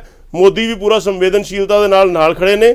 ਇਸ ਗੱਲ ਤੇ ਵਿਸ਼ਵਾਸ ਰੱਖੋ। ਸਾਨੂੰ ਇਹਨਾਂ ਲੋਕਾਂ ਦੀਆਂ ਗੱਲਾਂ 'ਚ ਆ ਕੇ ਐਵੇਂ ਆਪਣਾ ਦੇਸ਼ ਦਾ ਆਪਾਂ ਖਰਾਬ ਨਹੀਂ ਕਰਨਾ। ਇਸ ਲਈ ਕੋਈ ਹਾਲੇ ਦਾ ਨਿਕਲੇ, ਜਦੋਂ ਵੀ ਨਿਕਲੇ ਠੀਕ ਢੰਗ ਨਾਲ ਨਿਕਲੇ, ਪਰ ਸ਼ਾਂਤੀ ਬਣਾਈ ਰੱਖਣੀ। ਪਰ ਢਿੱਲੋਂ ਸਾਹਿਬ ਜਿਹੜੀ ਇੱਕ ਵੱਡੀਆਂ ਗੱਲਾਂ ਇਹ ਆ ਰਹੀਆਂ ਨੇ ਕਿ ਜਿਵੇਂ ਪੰਜਾਬ ਦੇ ਵਿੱਚ ਜਾਂ ਹਰਿਆਣੇ ਦੇ ਵਿੱਚ ਲੋਕਾਂ ਦੇ ਵੱਲੋਂ ਭਾਜਪਾ ਜਿਹੜੇ ਆਗੂ ਆ ਉਹਨਾਂ ਦਾ ਜਿਹੜਾ ਘਰੋ ਕੀਤਾ ਜਾ ਰਿਹਾ, ਵਿਰੋਧ ਕੀਤਾ ਜਾ ਰਿਹਾ ਇਹਨਾਂ ਕਾਨੂੰਨਾਂ ਨੂੰ ਲੈ ਕੇ। ਜਿਵੇਂ ਕਿ ਕੱਲ ਦੀ ਖਬਰ ਆ, ਜਿਮ ਦਾ ਉਦਘਾਟਨ ਕਰਨ ਗਏ ਸ਼ਵੇਤ ਮਲਿਕ ਜੀ ਦਾ ਵੀ ਜਿਹੜਾ ਉਹ ਘਰਾਓ ਹੋਇਆ, ਕਿਉਂਕਿ ਓਪਨ ਜਿਹੜੀ ਜਿਮ ਸੀ ਉਹਦਾ ਉਦਘਾਟਨ ਕਰਨ ਗਏ ਸੀ ਉਹ ਅੰਮ੍ਰਿਤਸਰ ਦੇ ਲਾਗੇ। ਉੱਥੇ ਉਹਨਾਂ ਨੂੰ ਵਿਰੋਧ ਦਾ ਸਾਹਮਣਾ ਕਰਨਾ ਪਿਆ, ਉਹਨਾਂ ਨੂੰ ਜਾਣਾ ਪਿਆ। 2 ਘੰਟੇ ਬਾਅਦ ਭਾਵੇਂ ਉਹ ਆ ਕੇ ਸੁਰੱਖਿਆ ਦੇ ਜਿਹੜੇ ਤਕੜੇ ਪ੍ਰਬੰਧ ਆ ਉਹਨਾਂ ਵਿੱਚ ਆ ਕੇ ਉਹਨਾਂ ਨੇ ਉਦਘਾਟਨ ਕੀਤਾ। ਐਵੇਂ ਇੱਕ ਹੋਰ ਜਿਹੜੀ ਘਟਨਾ ਹੋਈ ਆ ਉਹਦੇ ਵਿੱਚ ਵੀ ਜਿਹੜੇ ਭਾਜਪਾ ਦੇ ਆਗੂ ਆ ਬੈਠਕ ਕਰਨ ਜਾ ਰਹੇ ਸੀ ਭਵਾਨੀਗੜ੍ਹ ਦੀ ਜਿਹੜੀ ਘਟਨਾ, ਉੱਥੇ ਜਿਹੜੇ ਹਾਲ 'ਚ ਉਹਨਾਂ ਨੇ ਬੈਠਕ ਕੀਤੀ ਆ ਉੱਥੇ ਵੀ ਉਹਨਾਂ ਨੂੰ ਵਿਰੋਧ ਦਾ ਸਾਹਮਣਾ ਕਰਨਾ ਪੈ ਰਿਹਾ। ਜਿਵੇਂ ਕਿ ਆਪਣਾ ਹਰਿਆਣੇ ਦੀ ਜਿਹੜੀ ਵੱਡੀ ਘਟਨਾ ਬਹੁਤ ਵੱਡੀ ਹੈ, ਰਾਜਨੀਤਿਕ ਜਿਹੜੀ ਚਿੰਤਾ ਹੈ ਰਾਜਨੀਤਿਕਾਂ ਲਈ ਕਿ ਆਪਣੇ ਹੀ ਸਟੇਟ ਦੇ ਵਿੱਚ ਆਪਣੇ ਹੀ ਹਰਿਆਣੇ ਦਾ ਮੁੱਖ ਮੰਤਰੀ ਮਹਾ ਕਿਸਾਨ ਰੈਲੀ ਨਹੀਂ ਕਰ ਪਾਇਆ। ਲੋਕਾਂ ਦਾ ਜਿਹੜਾ ਰੋਸ਼ ਆ ਉਹ ਵੇਖਣ ਨੂੰ ਮਿਲ ਰਿਹਾ, ਬੀਜੇਪੀ ਨੂੰ ਖਾਸ ਕਰ ਵੇਖਣ ਨੂੰ ਮਿਲ ਰਿਹਾ, ਕਿਉਂਕਿ ਬੀਜੇਪੀ ਦੇ ਜਿਹੜੇ ਆਗੂ ਨੇ ਸੀਨੀਅਰ ਆਗੂ ਨੇ ਉਹਨਾਂ ਵੱਲੋਂ ਵੀ ਬੀਜੇਪੀ ਨੂੰ ਛੱਡ ਕੇ ਅਕਾਲੀ ਦਲ ਦੇ ਵਿੱਚ ਕੱਲ 10 ਬੰਦੇ ਗਏ ਨੇ। ਉਹਨਾਂ ਦਾ ਕਹਿਣਾ ਕਿ ਅਸੀਂ ਕਿਸਾਨੀ ਅੰਦੋਲਨ ਕਰਕੇ ਬੀਜੇਪੀ ਛੱਡੀ ਆ। ਕੀ ਕਹਿਣਾ ਚਾਹੋਗੇ? ਲੋਕਾਂ ਦਾ ਜਿਹੜਾ ਰੋਹ ਆ ਤੁਹਾਨੂੰ ਵੇਖਣ ਨੂੰ ਮਿਲ ਰਿਹਾ। ਤੁਸੀਂ ਪਿਛਲੇ 2-3 ਸਾਲ ਪਹਿਲਾਂ ਇੱਕ ਗੱਲ ਸੁਣੀ ਹੋਣੀ ਹੈ ਜੀ, ਅਸਹਿਣਸ਼ੀਲਤਾ ਇੱਕ ਵਰਡ ਕੱਢ ਕੇ ਲਿਆਂਦਾ ਸੀ, ਇਨਟੋਲਰੈਂਸ ਜੀ। ਇਨਟੋਲਰੈਂਸ ਉਦੋਂ ਜੇ ਇੱਕ ਧੜੇ ਨੂੰ ਆਪਣੀ ਗੱਲ ਕਹਿਣ ਦਾ ਰੱਖਣ ਦਾ ਅਧਿਕਾਰ ਹੈ ਉਹ ਰੱਖਦਾ ਹੈ ਜੀ ਤੇ ਉਹ ਠੀਕ ਹੈ। ਹਾਂਜੀ, ਜੇ ਸੱਤਾ ਪਕਸ਼ ਆਪਣੀ ਗੱਲ ਰੱਖਣ ਦੀ ਗੱਲ ਕਰਦਾ ਹੈ ਵੀ ਮੈਂ ਵੀ ਆਪਣੀ ਗੱਲ ਰੱਖਣੀ ਹੈ ਲੋਕਾਂ ਦੇ ਵਿੱਚ, ਮੈਂ ਜਾ ਕੇ ਸੱਚਾਈ ਦੱਸਣੀ ਹੈ, ਹਾਂਜੀ, ਤਾਂ ਉਹ ਜਿਹੜਾ ਤੁਸੀਂ ਉਹਨੂੰ ਕੀ ਕਹੋਗੇ ਵੀ ਇਹਨਾਂ ਨੂੰ ਨਹੀਂ ਅਧਿਕਾਰ ਹੈਗਾ, ਉਹਦੇ ਤੇ ਹਿੰਸਕ ਆਪਾਂ ਕਰਨੇ ਸ਼ੁਰੂ ਕਰ ਦਾਂਗੇ ਅਟੈਕ ਜੀ। ਲੋਕਤੰਤਰ ਹੈ, ਲੋਕਤੰਤਰ 'ਚ ਜੇ ਤੁਸੀਂ ਆਪੋਜੀਸ਼ਨ ਨੂੰ ਅਧਿਕਾਰ ਹੈ ਧਰਨੇ ਪ੍ਰਦਰਸ਼ਨ ਕਰਨ ਦਾ, ਮੁਜ਼ਾਹਰੇ ਕਰਨ ਦਾ, ਤਾਂ ਸਰਕਾਰ ਨੂੰ ਵੀ ਆਪਣੀ ਗੱਲ ਕਹਿਣ ਦਾ ਅਧਿਕਾਰ ਹੋਣਾ ਚਾਹੀਦਾ ਕਿ ਨਹੀਂ ਹੋਣਾ ਚਾਹੀਦਾ? ਪਰ ਹੈਗਾ। ਹਾਂਜੀ, ਪਰ ਗੱਲ ਇਹ ਹੈ ਕਿ ਜਦੋਂ ਅਸਹਿਣਸ਼ੀਲਤਾ ਦੀ ਗੱਲ ਚੱਲੀ ਸੀਗੀ ਇਹੀ ਲੋਕ ਸਨ ਅੱਜ ਜਿਨ੍ਹਾਂ ਨੇ ਅਸਹਿਣਸ਼ੀਲਤਾ ਫੈਲਾਈ ਹੈ ਜੀ। ਅਸੀਂ ਬੀਜੇਪੀ ਨੇ ਕਦੀ ਵੀ ਮੀਡੀਆ ਤੇ ਜਾਂ ਕਿਸੇ ਤੇ ਰੋਕ ਨਹੀਂ ਸੀ ਲਾਈ ਉਹਨਾਂ ਦਿਨਾਂ 'ਚ ਵੀ ਤੇ ਅੱਜ ਵੀ। ਠੀਕ ਹੈ, ਜੋ ਅੱਜ ਚੱਲ ਰਿਹਾ ਕੋਈ ਵੀ ਮੀਡੀਆ, ਹਜ਼ਾਰਾਂ ਮੀਡੀਆ ਗਰੁੱਪਸ ਨੇ ਚੱਲ ਰਹੇ ਨੇ, ਆਪਣਾ ਆਪਣਾ ਜਿਹਦਾ ਜੋ ਦਿਲ ਕਰਦਾ ਦਿਖਾਈ ਜਾਂਦਾ, ਕੋਈ ਕਿਸੇ ਦੇ ਰੋਕ ਟੋਕ ਨਹੀਂ। ਹਾਂਜੀ, ਪਰ ਜੇ ਸਰਕਾਰ ਕੋਈ ਕੰਮ ਕਰਨ ਲੱਗਦੀ ਜਾਂ ਉਹ ਕੋਈ ਆਪਣੀ ਗੱਲ ਰੱਖਣ ਲੱਗਦੀ ਹੈ ਤਾਂ ਉਹਨੂੰ ਟ੍ਰੋਲ ਕਰਨਾ ਸ਼ੁਰੂ ਕਰਦਾ, ਟਵੀਟ ਦੇ ਉੱਤੇ ਟ੍ਰੋਲਿੰਗ ਸ਼ੁਰੂ ਹੋ ਜਾਂਦੀ ਹੈ। ਹਾਂਜੀ, ਚਮਚਾ ਕਹਿਣਾ ਸ਼ੁਰੂ ਕਰ ਦਿੰਦੇ ਨੇ, ਕੋਈ ਕੁੱਤਾ ਕਹਿਣਾ ਸ਼ੁਰੂ ਕਰ ਦਿੰਦੇ ਨੇ, ਕੋਈ ਗੰਦੇ ਗੰਦੇ ਲਫ਼ਜ਼ਾ ਜਿਹੜੇ ਵਰਤਦੇ ਨੇ। ਭਾਈ ਤੁਹਾਡੀਆਂ ਮਾਵਾਂ ਭੈਣਾਂ ਧੀਆਂ ਸਾਰੀਆਂ ਦੀਆਂ ਸਾਂਝੀਆਂ ਪੜ੍ਹਦੀਆਂ ਨੇ ਉਹਨਾਂ ਚੀਜ਼ਾਂ ਨੂੰ, ਆਪਣੀ ਲੈਂਗੁਏਜ ਤੇ ਕੰਟਰੋਲ ਰੱਖਿਆ ਕਰੋ। ਹਾਂਜੀ, ਸੋ ਇਸ ਕਰਕੇ ਪਰਿਵਾਰ ਆਪਣਾ ਇੱਕ ਪੰਜਾਬੀ ਆਪਾਂ ਸਾਰੇ ਭਾਈਚਾਰਾ, ਪਰ ਇਦਾਂ ਦੀਆਂ ਗੱਲਾਂ ਠੀਕ ਆ ਕਿਸੇ ਇੱਕ ਤੁਸੀਂ ਉਹਦੇ ਪਿੱਛੇ ਲੱਗ ਕੇ ਕੋਈ ਐਵੇਂ ਦੀਆਂ ਗੱਲਾਂ ਕਰਨੀਆਂ ਸ਼ੁਰੂ ਕਰ ਦਿਓ। ਬੜੇ ਮੁਸ਼ਕਿਲ ਨਾਲ ਪੰਜਾਬ ਸੰਭਲਿਆ ਜੀ, ਬੜੇ ਹਾਲਾਤ ਮਾੜਿਆਂ ਦੇ ਵਿੱਚੋਂ ਨਿਕਲਿਆ ਤੇ ਇਹ ਜਿਹੜੇ ਕੁਛ ਇਹੋ ਜਿਹੇ ਲੀਡਰ ਨੇ ਦੁਬਾਰਾ ਇਸ ਗੱਲ ਨੂੰ ਉਸ ਪਾਸੇ ਲਿਜਾਣ ਦੀ ਕੋਸ਼ਿਸ਼ ਕਰ ਰਹੇ ਨੇ। ਸਾਰੀ ਇੱਕ ਵਾਰਾਂ ਤਾਂ ਜਵਾਨੀ ਖਤਮ ਹੋ ਗਈ ਸੀ, ਫਿਰ ਨਸ਼ਿਆਂ ਦੇ ਵਿੱਚ ਗਰਕ ਕਰਤੀ, ਅੱਜ ਜੇ ਉੱਭਰ ਕੇ ਅਸੀਂ ਬਾਹਰ ਨਿਕਲੇ ਆ ਔਰ ਨਵਾਂ ਸ਼ੁਰੂ ਕਰਤਾ। ਪਰ ਰਾਜੇਵਾਲ ਜੀ ਵੱਲੋਂ ਤਾਂ ਇਹ ਕਹਿਣਾ ਹੈ ਕਿ ਜਿਹੜਾ ਸਾਡੇ ਪਰ ਟੈਗ ਲਾਇਆ ਗਿਆ ਸੀ ਨੌਜਵਾਨਾਂ ਨੂੰ ਨਸ਼ਿਆਂ ਦਾ ਟੈਗ ਆ, ਉਹ ਤਾਂ ਤੁਸੀਂ ਵੇਖ ਸਕਦੇ ਆ ਨੌਜਵਾਨਾਂ ਦਾ ਰੋਹ ਕਿਵੇਂ ਸਾਡੇ ਨਾਲ ਸਹਿਯੋਗ ਦੇ ਰਹੇ ਨੇ, ਕਿਵੇਂ ਉੱਥੇ ਡਿਊਟੀਆਂ ਨਿਭਾ ਰਹੇ ਨੇ, ਅੰਦੋਲਨ ਨੂੰ ਕਿਵੇਂ ਚਲਾ ਰਹੇ ਨੇ, ਸੰਚਾਲਨ ਕਰ ਰਹੇ ਨੇ। ਬਹੁਤ ਚੰਗੀ ਗੱਲ ਹੈ, ਬਹੁਤ ਚੰਗੀ ਗੱਲ ਹੈ ਜਿਹੜਾ ਸਾਡਾ ਨੌਜਵਾਨ ਅੱਜ ਫਿਰ ਬਚ ਗਿਆ ਦੁਬਾਰਾ। ਹਾਂਜੀ, ਫਿਰ ਖੜੇ ਹੋ ਗਏ ਆ ਅਸੀਂ। ਪਰ ਅੱਗੇ ਕੀ ਨੈਕਸਟ ਕੀ ਜੀ, ਕੀ ਕਿਹੜੇ ਪਾਸੇ ਨੂੰ ਲਿਜਾਣਾ ਚਾਹੁੰਦੇ ਆ? ਆਪਣੇ ਟਾਵਰਾਂ ਤੋੜਤੇ, ਕਦੀ ਕਿਸੇ ਦੀਆਂ ਪੈਟਰੋਲ ਪੰਪਾਂ ਦੇ ਉੱਤੇ ਤੋੜਪੰਨ ਕਰਤੀ। ਕੱਲ ਨੂੰ ਕਿਹੜਾ ਇੰਡਸਟਰੀਅਲਿਸਟ ਆ ਕੇ ਇੱਥੇ ਇੰਡਸਟਰੀ ਲਾਊਗਾ? ਜਿਹੜੇ ਕਿਸਾਨ ਨੇ ਜ਼ਮੀਨ ਵਾਹੁੰਦੇ ਨੇ ਉਹ ਤਾਂ ਚੱਲ ਪਲ ਜਾਣਗੇ, ਆਪਣਾ ਗੁਜ਼ਾਰਾ ਜ਼ਮੀਨ ਵਾਹ ਕੇ ਕਰ ਲੈਣਗੇ। ਜਿਨ੍ਹਾਂ ਕੋਲੇ ਜ਼ਮੀਨ ਵੀ ਨਹੀਂ, ਜਿਨ੍ਹਾਂ ਕੋਲੇ ਹੋਰ ਕੋਈ ਕੰਮ ਧੰਦਾ ਨਹੀਂ ਜੀ, ਉਹ ਕੀ ਕਰਨਗੇ? ਉਹਨਾਂ ਵੀ ਤਾਂ ਕਿਤੇ ਨੌਕਰੀ ਕਰਨੀ ਕਿ ਨਹੀਂ ਕਰਨੀ? ਤੁਸੀਂ ਇਹੋ ਜਿਹਾ ਮਾਹੌਲ ਨਾ ਬਣਾਓ ਪੰਜਾਬ ਦੇ ਅੰਦਰ ਕਿ ਕੋਈ ਕੱਲ ਨੂੰ ਆਣ ਕੇ ਇਨਵੈਸਟਮੈਂਟ ਹੀ ਨਾ ਕਰੇ ਜੀ। ਕਿੱਥੇ ਅਸੀਂ ਅੱਗੇ ਨੂੰ ਵਧਣ ਦੀ ਗੱਲ ਕਰਦੇ ਹਾਂ, ਤੁਸੀਂ ਪਿਛਾਂਹ ਨੂੰ ਖਿੱਚਣ ਦੀ ਗੱਲ ਕਰਦੇ ਹੋ। ਇਸ ਕਰਕੇ ਇਹ ਬੜਾ ਸੰਵੇਦਨਸ਼ੀਲ ਜਿਹਾ ਮਸਲਾ ਹੈ, ਇਹਦੇ ਤੇ ਥੋੜਾ ਗੰਭੀਰਤਾ ਨਾਲ ਸੋਚਣਾ ਚਾਹੀਦਾ, ਮੈਂ ਸਮਝਦਾ। ਪਰ ਢਿੱਲੋਂ ਸਾਹਿਬ, ਜਿਵੇਂ ਤੁਸੀਂ ਆਪ ਕਬੂਲਿਆ ਕਿ ਲੋਕਤੰਤਰ ਦੇ ਵਿੱਚ ਹਰ ਇੱਕ ਇਨਸਾਨ ਨੂੰ ਹੱਕ ਹੈ ਕਿ ਆਪਣੀ ਗੱਲ ਉਹ ਵਾਜਬ ਢੰਗ ਨਾਲ ਰੱਖ ਸਕਦਾ ਹੈ। ਜਿਵੇਂ ਕਿ ਹੁਣ ਵਿਰੋਧੀ ਧਿਰ ਦੀ ਗੱਲ ਕਰੀਏ ਹਰਿਆਣੇ ਦੀ ਤਾਂ, ਜਾਂ ਪੰਜਾਬ ਦੇ ਵਿੱਚ ਸੱਤਾ ਧਿਰ ਦੀ, ਹਰਿਆਣੇ ਦੇ ਵਿੱਚ ਵਿਰੋਧੀ ਧਿਰ ਦੇ ਵਿੱਚ ਕਾਂਗਰਸ ਭੂਮਿਕਾ ਨਿਭਾ ਰਹੀ ਹੈ। ਕਾਂਗਰਸ ਵੱਲੋਂ ਕੱਲ ਜਿਹੜਾ ਉਹ ਰਾਜ ਭਵਨ ਦਾ ਘਿਰਾਓ ਕਰਨ ਕੀਤਾ ਜਾ ਰਿਹਾ ਸੀ, ਉਹਦੇ ਵਿੱਚ ਜਲ ਤੋਪਾਂ ਉਹਨਾਂ ਤੇ ਵਰਤਾਈਆਂ ਗਈਆਂ, ਅਥਰੂ ਗੈਸ ਵੀ ਸਿੱਟੇ ਗਏ ਨੇ, ਉਹ ਜ਼ਖਮੀ ਹੋਏ ਕੁਝ ਪੁਲਿਸ ਵਾਲੇ ਵੀ, ਉਹ ਵੀ ਉਹਨਾਂ ਨੂੰ ਗ੍ਰਿਫਤਾਰ ਕੀਤਾ ਗਿਆ। ਕਿ ਜਿਵੇਂ ਬੀਜੇਪੀ ਵੱਲੋਂ ਅਜਿਹੀਆਂ ਕਾਰਵਾਈਆਂ ਲੋਕਤੰਤਰ ਦਾ ਕੀ ਘਾਣ ਨਹੀਂ ਹੈਗੀ? ਜਿਵੇਂ ਮੈਂ ਪਹਿਲਾਂ ਕਿਹਾ, ਜੇ ਕੋਈ ਅਨਸੁਖਾਵੀ ਘਟਨਾ ਘਟੀ ਤਾਂ ਉਹਦੇ ਪਿੱਛੇ ਇਹ ਕਾਂਗਰਸ ਹੋਊਗੀ। ਕਾਂਗਰਸ ਜਾਣ ਕੇ ਮਾਹੌਲ ਵਿਗਾੜਨ ਦੇ ਲਈ ਕੋਈ ਨਾ ਕੋਈ ਇਹੋ ਜਿਹੀ ਹਰਕਤ ਕਰੇਗੀ ਕਿ ਉਹਨਾਂ ਦੇ ਉੱਤੇ ਜਿਹੜਾ ਦਾਗ ਲੱਗਿਆ ਨਾ ਉਹ ਮਿਟ ਜਾਵੇ ਜੀ। ਇਹ ਇਸ ਕਰਕੇ ਇਹਨਾਂ ਨੇ ਕੋਈ ਨਾ ਕੋਈ ਇਹੋ ਜਿਹੀ ਹਰਕਤ ਕਰਾਉਣੀ ਹੈ। ਬਚ ਜਿਓ ਜੇ ਇਹਨਾਂ ਤੋਂ। ਇਹ ਬੇੜਾ ਗਰਕ ਕਰਨ ਵਾਲੇ ਪਾਸੇ ਤੁਰ ਪਏ ਨੇ। ਨਹੀਂ ਢਿੱਲੋਂ ਸਾਹਿਬ, ਪਰ ਉਹ ਜਦੋਂ ਆ ਰਹੇ ਸੀ ਉਹਨਾਂ ਨਾਲ ਸ਼ਾਂਤੀ ਨਾਲ ਵੀ ਗੱਲ ਕੀਤੀ ਜਾ ਸਕਦੀ ਸੀ। ਉਹਨਾਂ ਨੂੰ ਰੋਕਾਂ ਕੀ ਉਹਨਾਂ ਲਈ ਇਹ ਨਹੀਂ ਸਮਝ ਆ ਰਹੀ ਜੀ ਵੀ ਉਹ ਜਦੋਂ ਆ ਰਹੇ ਤੇ ਤਾਂ ਉਹਨਾਂ ਦੀ ਜਿਹੜੀ ਰਾਜ ਭਵਨ ਦਾ ਉਹ ਘਰਾਓ ਕਰਨ ਜਾ ਰਹੇ ਸੀ ਤਾਂ ਉੱਥੇ ਉਹਨਾਂ ਨਾਲ ਬੈਠ ਕੇ ਉਹਨਾਂ ਦਾ ਜਿਹੜੀ ਮੰਗ ਆ ਉਹਨੂੰ ਸਵੀਕਾਰ ਕੀਤਾ ਜਾ ਸਕਦਾ ਸੀ। ਉਹਨਾਂ ਨੂੰ ਕਾਂਗਰਸ ਇਸ ਟਾਈਮ ਤਰਲੋ ਮੱਛੀ ਹੋ ਰਹੀ ਹੈ ਜੀ ਵੀ ਕਿਸੇ ਤਰੀਕੇ ਅਸੀਂ ਉੱਭਰ ਕੇ ਦੁਬਾਰਾ ਵਾਪਸ ਆ ਜਾਈਏ ਜੀ। ਉਸ ਕਾਰਨ ਵਾਸਤੇ ਉਹ ਕੋਈ ਵੀ ਹਥਕੰਡਾ ਬਣਾਊਗੀ। ਅੱਛਾ ਜੀ। ਉਹਨਾਂ ਨੇ ਜਿਸ ਤਰੀਕੇ ਨਾਲ ਉਹਨਾਂ ਦਾ ਹਰ ਇੱਕ ਕਰਕੇ ਸਾਰੀਆਂ ਸਟੇਟਾਂ 'ਚੋਂ ਸਫਾਇਆ ਹੋਇਆ ਔਰ ਉਸ ਤੋਂ ਬਾਅਦ ਇੱਕ ਪੰਜਾਬ ਦੇ ਰਾਜਸਥਾਨ ਦੇ ਵਿੱਚ ਬਚੇ ਨੇ ਔਰ ਅੰਦੋਲਨ ਵੀ ਸਾਰਾ ਇੱਥੋਂ ਹੀ ਖੜਾ ਕਰਾਇਆ। ਕਾਂਗਰਸ ਖੁਦ ਇਸ ਅੰਦੋਲਨ ਨੂੰ ਖੜਾ ਕਰਨ ਦੇ ਵਿੱਚ ਪੂਰੀ ਮਦਦ ਕਰਦੀ ਰਹੀ। ਇਹਨਾਂ ਨੂੰ ਜੋ ਵੀ ਹੈ ਉਹਨਾਂ ਨੂੰ ਗਲਤ ਸੰਤ ਭੜਕਾਉਣ ਦੇ ਵਿੱਚ ਵੀ ਇਹਨੇ ਕਾਂਗਰਸ ਦਾ ਵੱਡਾ ਹੱਥ ਸੀ ਜੀ। ਔਰ ਆਪਣੀਆਂ ਨਾਕਾਮੀਆਂ ਲੁਕਾਉਣ ਵਾਸਤੇ ਪੰਜਾਬ ਦੇ ਮੁੱਖ ਮੰਤਰੀ ਸਾਹਿਬ ਨੇ, ਪੰਜਾਬ ਦੀ ਸਰਕਾਰ ਨੇ ਇਹਨਾਂ ਦਾ ਮੂੰਹ ਜਿਹੜਾ ਦਿੱਲੀ ਵੱਲ ਨੂੰ ਕਰਤਾ ਜੀ। ਬਈ ਦਿੱਲੀ ਨਾਲ ਮੱਥਾ ਲਾਓ ਜਾ ਕੇ। ਜਿਹੜੀਆਂ ਅਸੀਂ ਇੱਥੇ ਘਪਲੇਬਾਜ਼ੀਆਂ ਕੀਤੀਆਂ ਨੇ ਪੰਜਾਬ ਦੇ ਵਿੱਚ, ਜਿਹੜੀ ਉਹਨਾਂ ਦੀ ਸਕਾਲਰਸ਼ਿਪ ਆਉਂਦੀ ਸੀਗੀ ਉਹਦਾ ਮਸਲਾ ਕੋਈ ਪੁੱਛੇ ਨਾ, ਇਸ ਕਰਕੇ ਦਿੱਲੀ ਵੱਲ ਨੂੰ ਕਰ ਦਿਓ, ਉਹ ਦਿੱਲੀ ਦੇ ਦਿਵਾਲੇ ਹੋ ਜਾਣ ਪਰ ਸਾਡਾ ਜਿਹੜਾ ਇੱਥੇ ਪੰਜਾਬ ਦਾ ਕੋਈ ਸਵਾਲ ਨਾ ਚੱਕਿਆ ਜਾਵੇ ਜੀ। ਇਹ ਪੰਜਾਬ ਸਰਕਾਰ ਜਿਹੜੀ ਪੰਜਾਬ ਦੀ ਕਾਂਗਰਸ ਹੈ, ਇਹਨਾਂ ਨੇ ਸਾਰੀ ਸਾਜ਼ਿਸ਼ ਰਚ ਕੇ ਇਹ ਜਿਹੜਾ ਇਹਨਾਂ ਦਾ ਮੂੰਹ ਦਿੱਲੀ ਵੱਲ ਨੂੰ ਕੀਤਾ। ਸੋ ਮੈਂ ਸਮਝਦਾ ਕਿ ਕਾਂਗਰਸ ਨੇ ਬਹੁਤ ਵੱਡਾ ਕੁਝ ਕਰਨ ਦੇ ਉਹਦੇ ਵਿੱਚ ਹੈ ਕਿ ਸ਼ਾਇਦ ਇਹ ਰਿਵਾਈਵ ਕਰਨ ਵਾਸਤੇ ਆਪਣੇ ਆਪ ਨੂੰ, ਪਰ ਸਮਝਣਾ ਚਾਹੀਦਾ ਲੋਕਾਂ ਨੂੰ ਕਿ ਇਹ ਬੜੀ ਗਹਿਰੀ ਸਾਜ਼ਿਸ਼ ਹੈ। ਪੰਜਾਬ ਦੇ ਬੀਜੇਪੀ ਦੇ ਜਿਹੜੇ ਮੁੱਖ ਆਗੂ ਨੇ ਉਹਨਾਂ ਦਾ ਇਹ ਵੀ ਕਥਨ ਆ ਰਹੇ ਨੇ ਕਿ ਜਿਹੜਾ ਪੰਜਾਬ ਦਾ ਅਮਨ ਕਾਨੂੰਨ ਆ ਉਹ ਠੀਕ ਨਹੀਂ ਹੈਗਾ। ਉਹਨਾਂ ਵੱਲੋਂ ਤਾਂ ਇਹ ਵੀ ਕਿਹਾ ਗਿਆ ਕਿ ਪੰਜਾਬ ਦੇ ਵਿੱਚ ਜਿਹੜਾ ਰਾਸ਼ਟਰਪਤੀ ਰਾਜ ਲਾਗੂ ਕੀਤਾ ਜਾਵੇ। ਉਹਨਾਂ ਨੇ ਰੈਲੀਆਂ ਵੀ ਕੀਤੀਆਂ ਪੰਜਾਬ ਦੇ ਅਮਨ ਕਾਨੂੰਨ ਨੂੰ ਲੈ ਕੇ, ਪਰ ਉਹ ਰੈਲੀ ਦਾ ਵਿਰੋਧ ਵੀ ਲੋਕਾਂ ਵੱਲੋਂ ਕੀਤਾ ਗਿਆ ਸੀ। ਤੁਸੀਂ ਕਿਵੇਂ ਵੇਖਦੇ ਹੋ ਕਿ ਪੰਜਾਬ ਦੇ ਕਾਨੂੰਨ ਨੂੰ, ਇਸ ਵੇਲੇ ਸ਼ਾਂਤੀ ਨੂੰ, ਪੰਜਾਬ ਦੀ ਨੂੰ? ਪੰਜਾਬ ਦੇ ਲੋਕਾਂ ਦਾ ਇੱਕ ਨਾ ਨੇਚਰ ਹੈ, ਸੁਭਾਅ ਹੈ ਆਪਣਾ ਜੀ।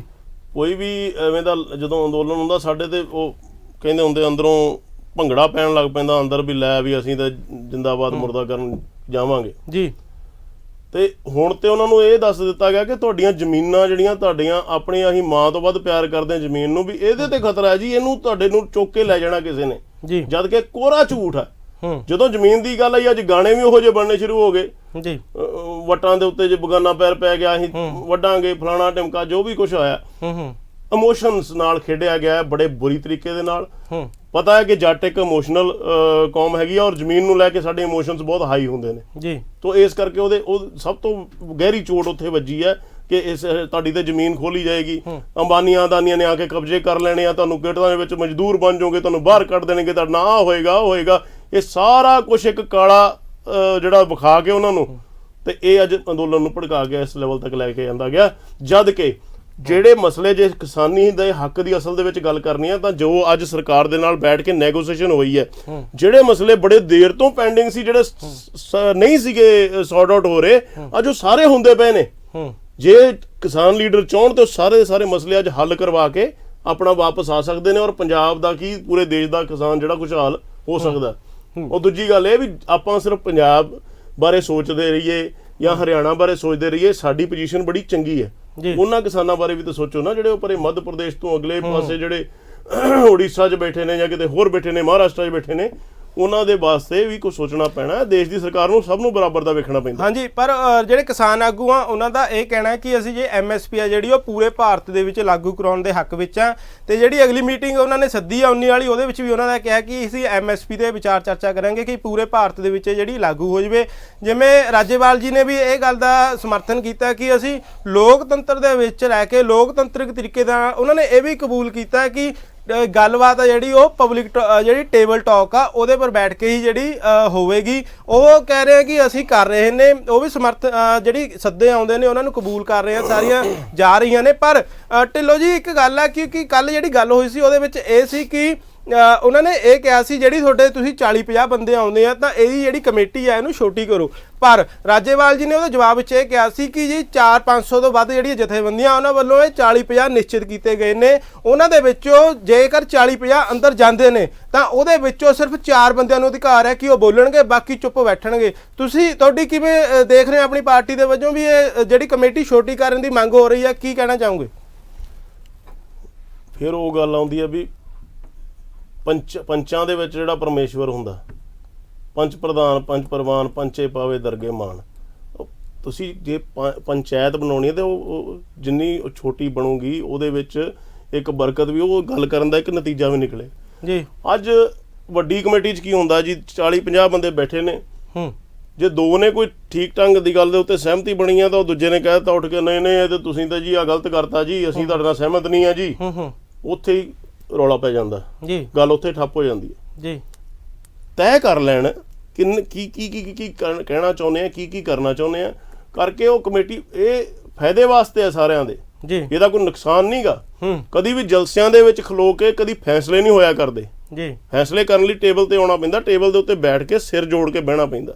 ਪਰ ਢਿੱਲੋਂ ਜੀ ਮੈਂ ਰੋਕਣਾ ਚਾਹੂੰਗਾ ਕਿਉਂਕਿ ਜਿਹੜੇ 40-50 ਜਿੰਨੇ ਵੀ ਆ ਪਰ ਉਹਨਾਂ ਨੂੰ ਕੇਂਦਰ ਸਰਕਾਰ ਵੱਲੋਂ ਹੀ ਲਿਖਤੀ ਰੂਪ ਦੇ ਵਿੱਚ ਸੱਦਾ ਦਿੱਤਾ ਗਿਆ ਤਾਂ ਉਹਨਾਂ ਦੇ ਨਾਮ ਲਿਖ ਕੇ, ਪਰ ਇਹ ਵੀ ਇੱਕ ਵੱਡੀ ਗੱਲ ਹੈ ਨਾ। ਪਰ ਚਾਰ ਦਿੱਤਾ ਗਿਆ ਹੁਣ ਜਦੋਂ ਅਗਲਿਆਂ ਨੇ ਕਿਹਾ ਵੀ ਸਾਡੀਆਂ ਆ ਜਥੇਬੰਦੀਆਂ ਨੇ ਜਿਹੜੀਆਂ ਬੈਠੀਆਂ ਨੇ ਆਣ ਕੇ, ਤੇ ਜਿਹੜੀ ਸਰਕਾਰ ਆ ਉਹਨੇ ਤੇ ਖੁੱਲ੍ਹ ਦਿਲੀ ਦਿਖਾਈ ਵੀ ਠੀਕ ਹੈ ਜੀ ਸਾਰੇ ਜਥੇਬੰਦੀਆਂ ਆ ਜਾਓ ਆਪਾਂ ਬੈਠ ਜਾਂਦੇ ਆ। ਹਾਂਜੀ, ਬੈਠ ਕੇ ਚਰਚਾ ਹੋਈ, ਚਰਚਾ ਦੇ ਵਿੱਚ ਆਇਆ ਆ ਇਦਾਂ ਕੀਤਾ ਜਾ ਸਕਦਾ, ਇਦਾਂ ਕੀਤਾ ਜਾ ਸਕਦਾ, ਕੁਝ ਸੁਝਾਅ ਇਹਨਾਂ ਦੇ ਆਏ, ਕੁਝ ਅਫਸਰਾਂ ਦੇ ਆਏ ਹੋਣਗੇ, ਕੁਝ ਮੰਤਰੀ ਦੇ ਆਏ ਹੋਣਗੇ, ਉਹਦੇ ਤੇ ਇੱਕ ਖਾਕਾ ਤਿਆਰ ਹੋ ਗਿਆ। ਹਾਂਜੀ, ਹੁਣ ਉਹਨੂੰ ਛੋਟੀ ਕਮੇਟੀ ਦੇ ਵਿੱਚ ਬੈਠ ਕੇ ਤਾਂ ਤੁਸੀਂ ਸੌਰਟ ਆਊਟ ਕਰ ਸਕਦੇ ਹੋ। ਨਹੀਂ, ਪਰ ਰਾਜੇਵਾਲ ਜੀ ਨੇ ਤਾਂ ਇਹ ਸਾਫ਼ ਕਰ ਦਿੱਤਾ ਕਿ 4 ਤੋਂ ਵੱਧ ਜਿਹੜੇ ਬੰਦੇ ਉਹ ਕਦੇ ਬੋਲੇ ਨਹੀਂ ਹੈਗੇ। ਮੁੱਖ ਭੂਮਿਕਾ ਜੇ ਪਿਛਲੀਆਂ ਮੀਟਿੰਗਾਂ 'ਚ ਦੇਖੀ ਜਾਵੇ ਤਾਂ ਰਾਜੇਵਾਲ ਜੀ ਮੁੱਖ ਭੂਮਿਕਾ ਨਿਭਾ ਰਹੇ ਨੇ, ਉਹੀ ਜ਼ਿਆਦਾ ਬੋਲਦੇ ਨੇ ਅੰਦਰ। ਚਲੋ ਰਾਜੇਵਾਲ ਜੀ ਸਿਆਣੇ ਲੀਡਰ ਨੇ, ਉਹ ਜਿਵੇਂ ਠੀਕ ਸਮਝਦੇ ਨੇ ਉਵੇਂ ਕਰਨ, ਪਰ ਇਹ ਤਾਂ ਇੱਕ ਸੁਝਾਅ ਹੈ ਨਾ। ਹਾਂਜੀ, ਜੋ ਇਧਰੋਂ ਸਰਕਾਰ ਨੇ ਜੋ ਸੁਝਾਅ ਦੇਣਾ ਸੀ ਜਾਂ ਅਸੀਂ ਦੇ ਸਕਦੇ ਹਾਂ, ਅਸੀਂ ਤਾਂ ਕਹਿ ਹੀ ਸਕਦੇ ਹਾਂ। ਢਿੱਲੋਂ ਸਾਹਿਬ, ਅਸੀਂ ਜਾਂਦੇ ਤੁਸੀਂ ਕੀ ਵੇਖਦੇ ਹੋ ਕਿ ਜਿਹੜਾ ਇਹ ਹੱਲ ਕਿਵੇਂ ਨਿਕਲੂਗਾ? ਆਪਣੀ ਨਿੱਜੀ ਰਾਏ ਸਾਨੂੰ ਦਿਓ। ਨਿੱਜੀ ਰਾਏ ਤੇ ਵੇਖੋ, ਇੱਕ ਚੀਜ਼ ਦੇ ਉੱਤੇ ਅੜਿਆਂ ਹੱਲ ਨਹੀਂ ਨਿਕਲਦਾ ਹੁੰਦਾ ਜੀ। ਤੁਸੀਂ ਜੋ ਖਦਸ਼ੇ ਉਹ ਕਾਨੂੰਨ ਉਹਨਾਂ ਨੇ ਪੁਆਇੰਟ ਵਾਈਜ਼ ਡਿਸਕਸ ਕੀਤੇ ਆ, ਜਿਹੜੇ ਤੁਹਾਨੂੰ ਖਦਸ਼ੇ ਉਹਨਾਂ ਨੂੰ ਆਪਾਂ ਰਿਮੂਵ ਕਰਾ ਦਈਏ। ਹਾਂਜੀ, ਤੇ ਬਾਕੀ ਜਿਹੜਾ ਕਿਉਂਕਿ ਬਾਕੀ ਦੇ ਦੇਸ਼ ਦਾ ਵੀ ਤੇ ਵੇਖੋ ਨਾ। ਹਾਂਜੀ, ਉਹਨਾਂ ਦਾ ਜਿਨ੍ਹਾਂ ਦਾ ਫਾਇਦਾ ਹੋਣਾ ਉਹਨਾਂ ਦਾ ਆਪਾਂ ਕਿਉਂ ਨੁਕਸਾਨ ਕਰਾਵਾਂਗੇ ਜੀ। ਅੱਜ ਜੇ ਮੰਨ ਲਓ ਫੋਰ ਐਗਜ਼ਾਮਪਲ ਇਹ ਕਾਨੂੰਨ ਆਪਾਂ ਰੱਦ ਕਰ ਦਿੰਦੇ ਆ, ਹਾਂਜੀ, ਤੇ ਜਿਨ੍ਹਾਂ ਦਾ ਇਹਨਾਂ ਕਾਨੂੰਨਾਂ ਦੇ ਨਾਲ ਫਾਇਦਾ ਹੋ ਰਿਹਾ, ਕੱਲ ਨੂੰ ਉਹ ਉੱਠ ਕੇ ਖੜੇ ਹੋ ਕੇ ਆਣ ਕੇ ਦਿੱਲੀ ਦਾ ਘਿਰਾਓ ਨਹੀਂ ਕਰਨਗੇ ਜੀ। ਸੋ ਇਸ ਕਰਕੇ ਵਿਚਲਾ ਹੱਲ ਸਾਡਾ ਨਾਰਥ ਦਾ ਕਿਸਾਨ ਵੀ ਖੁਸ਼ ਹੋਵੇ, ਸਾਡਾ ਸਾਊਥ ਦਾ ਵੀ ਹੋਵੇ, ਸਾਡਾ ਈਸਟ ਦਾ ਵੀ ਹੋਵੇ, ਸਾਡਾ ਵੈਸਟ ਦਾ ਵੀ ਹੋਵੇ ਜੀ। ਸਾਨੂੰ ਸਾਰਿਆਂ ਦਾ ਸੋਚਣਾ ਪੈਂਦਾ। ਸਰਕਾਰ ਸਾਰਿਆਂ ਬਾਰੇ ਸੋਚਦੀ ਹੈ, ਇਕੱਲੇ ਇੱਕ ਸਟੇਟ ਬਾਰੇ, 2 ਸਟੇਟਾਂ ਬਾਰੇ ਸੋਚ ਕੇ ਅਸੀਂ ਉਸ ਤਰੀਕਾ ਨਹੀਂ। ਇਸ ਕਰਕੇ ਜੋ ਸਾਡੇ ਹੱਕ ਦੀਆਂ ਗੱਲਾਂ ਨੇ ਉਹ ਤੁਸੀਂ ਆਪਦੀਆਂ ਮਨਵਾ ਲਈਏ ਜੀ, ਔਰ ਇਸ ਗੱਲ ਤੋਂ ਪਿੱਛੇ ਹਟਣਾ ਪੈਣਾ ਕਿ ਆਪਾਂ ਕਾਨੂੰਨ ਰੱਦ ਕਰੋ, ਇਹ ਤੋਂ ਬਗੈਰ ਨਹੀਂ ਉੱਠਣਾ ਇਵੇਂ ਦਾ। ਔਰ ਸਰਕਾਰ ਦਾ ਬਿਲਕੁਲ ਮਨਸ਼ਾ ਬਿਲਕੁਲ ਕਲੀਅਰ ਹੈ, ਸਾਫ਼ ਹੈ। सबका साथ सबका विकास करने वाले पासे ਅਸੀਂ ਤੁਰਦੇ ਹਾਂ ਜੀ, ਔਰ ਇਹੀ ਲਾਈਨ ਦੇ ਉੱਤੇ ਚੱਲ ਰਹੇ ਹਾਂ। ਇਸ ਕਰਕੇ ਸਭ ਦਾ ਧਿਆਨ ਰੱਖਣ ਦੀ ਲੋੜ ਹੈ ਜੀ। ਇਹ ਸਨ ਗੁਰਪ੍ਰੀਤ ਸਿੰਘ ਢਿੱਲੋਂ ਜਿਨ੍ਹਾਂ ਨੇ ਆਪਣੇ ਵਿਚਾਰ ਰੱਖੇ ਨੇ, ਬੀਜੇਪੀ ਦੇ ਬੁਲਾਰੇ ਵੱਲੋਂ ਆਪਣੇ ਵਿਚਾਰ ਦਿੱਤੇ ਨੇ। ਇਸ ਵੇਲੇ ਸਮਾਂ ਸਮਾਪਤ ਹੋ ਗਿਆ ਸ਼ੋਅ ਦਾ, ਅਸੀਂ ਇਜਾਜ਼ਤ ਲੈਂਦੇ ਹਾਂ ਜੀ। ਬਹੁਤ ਬਹੁਤ ਤੁਹਾਡਾ ਧੰਨਵਾਦ, ਤੁਸੀਂ ਕੀਮਤੀ ਵਿਚਾਰ ਦਿੱਤੇ ਜੀ। ਸਤਿ ਸ਼੍ਰੀ ਅਕਾਲ।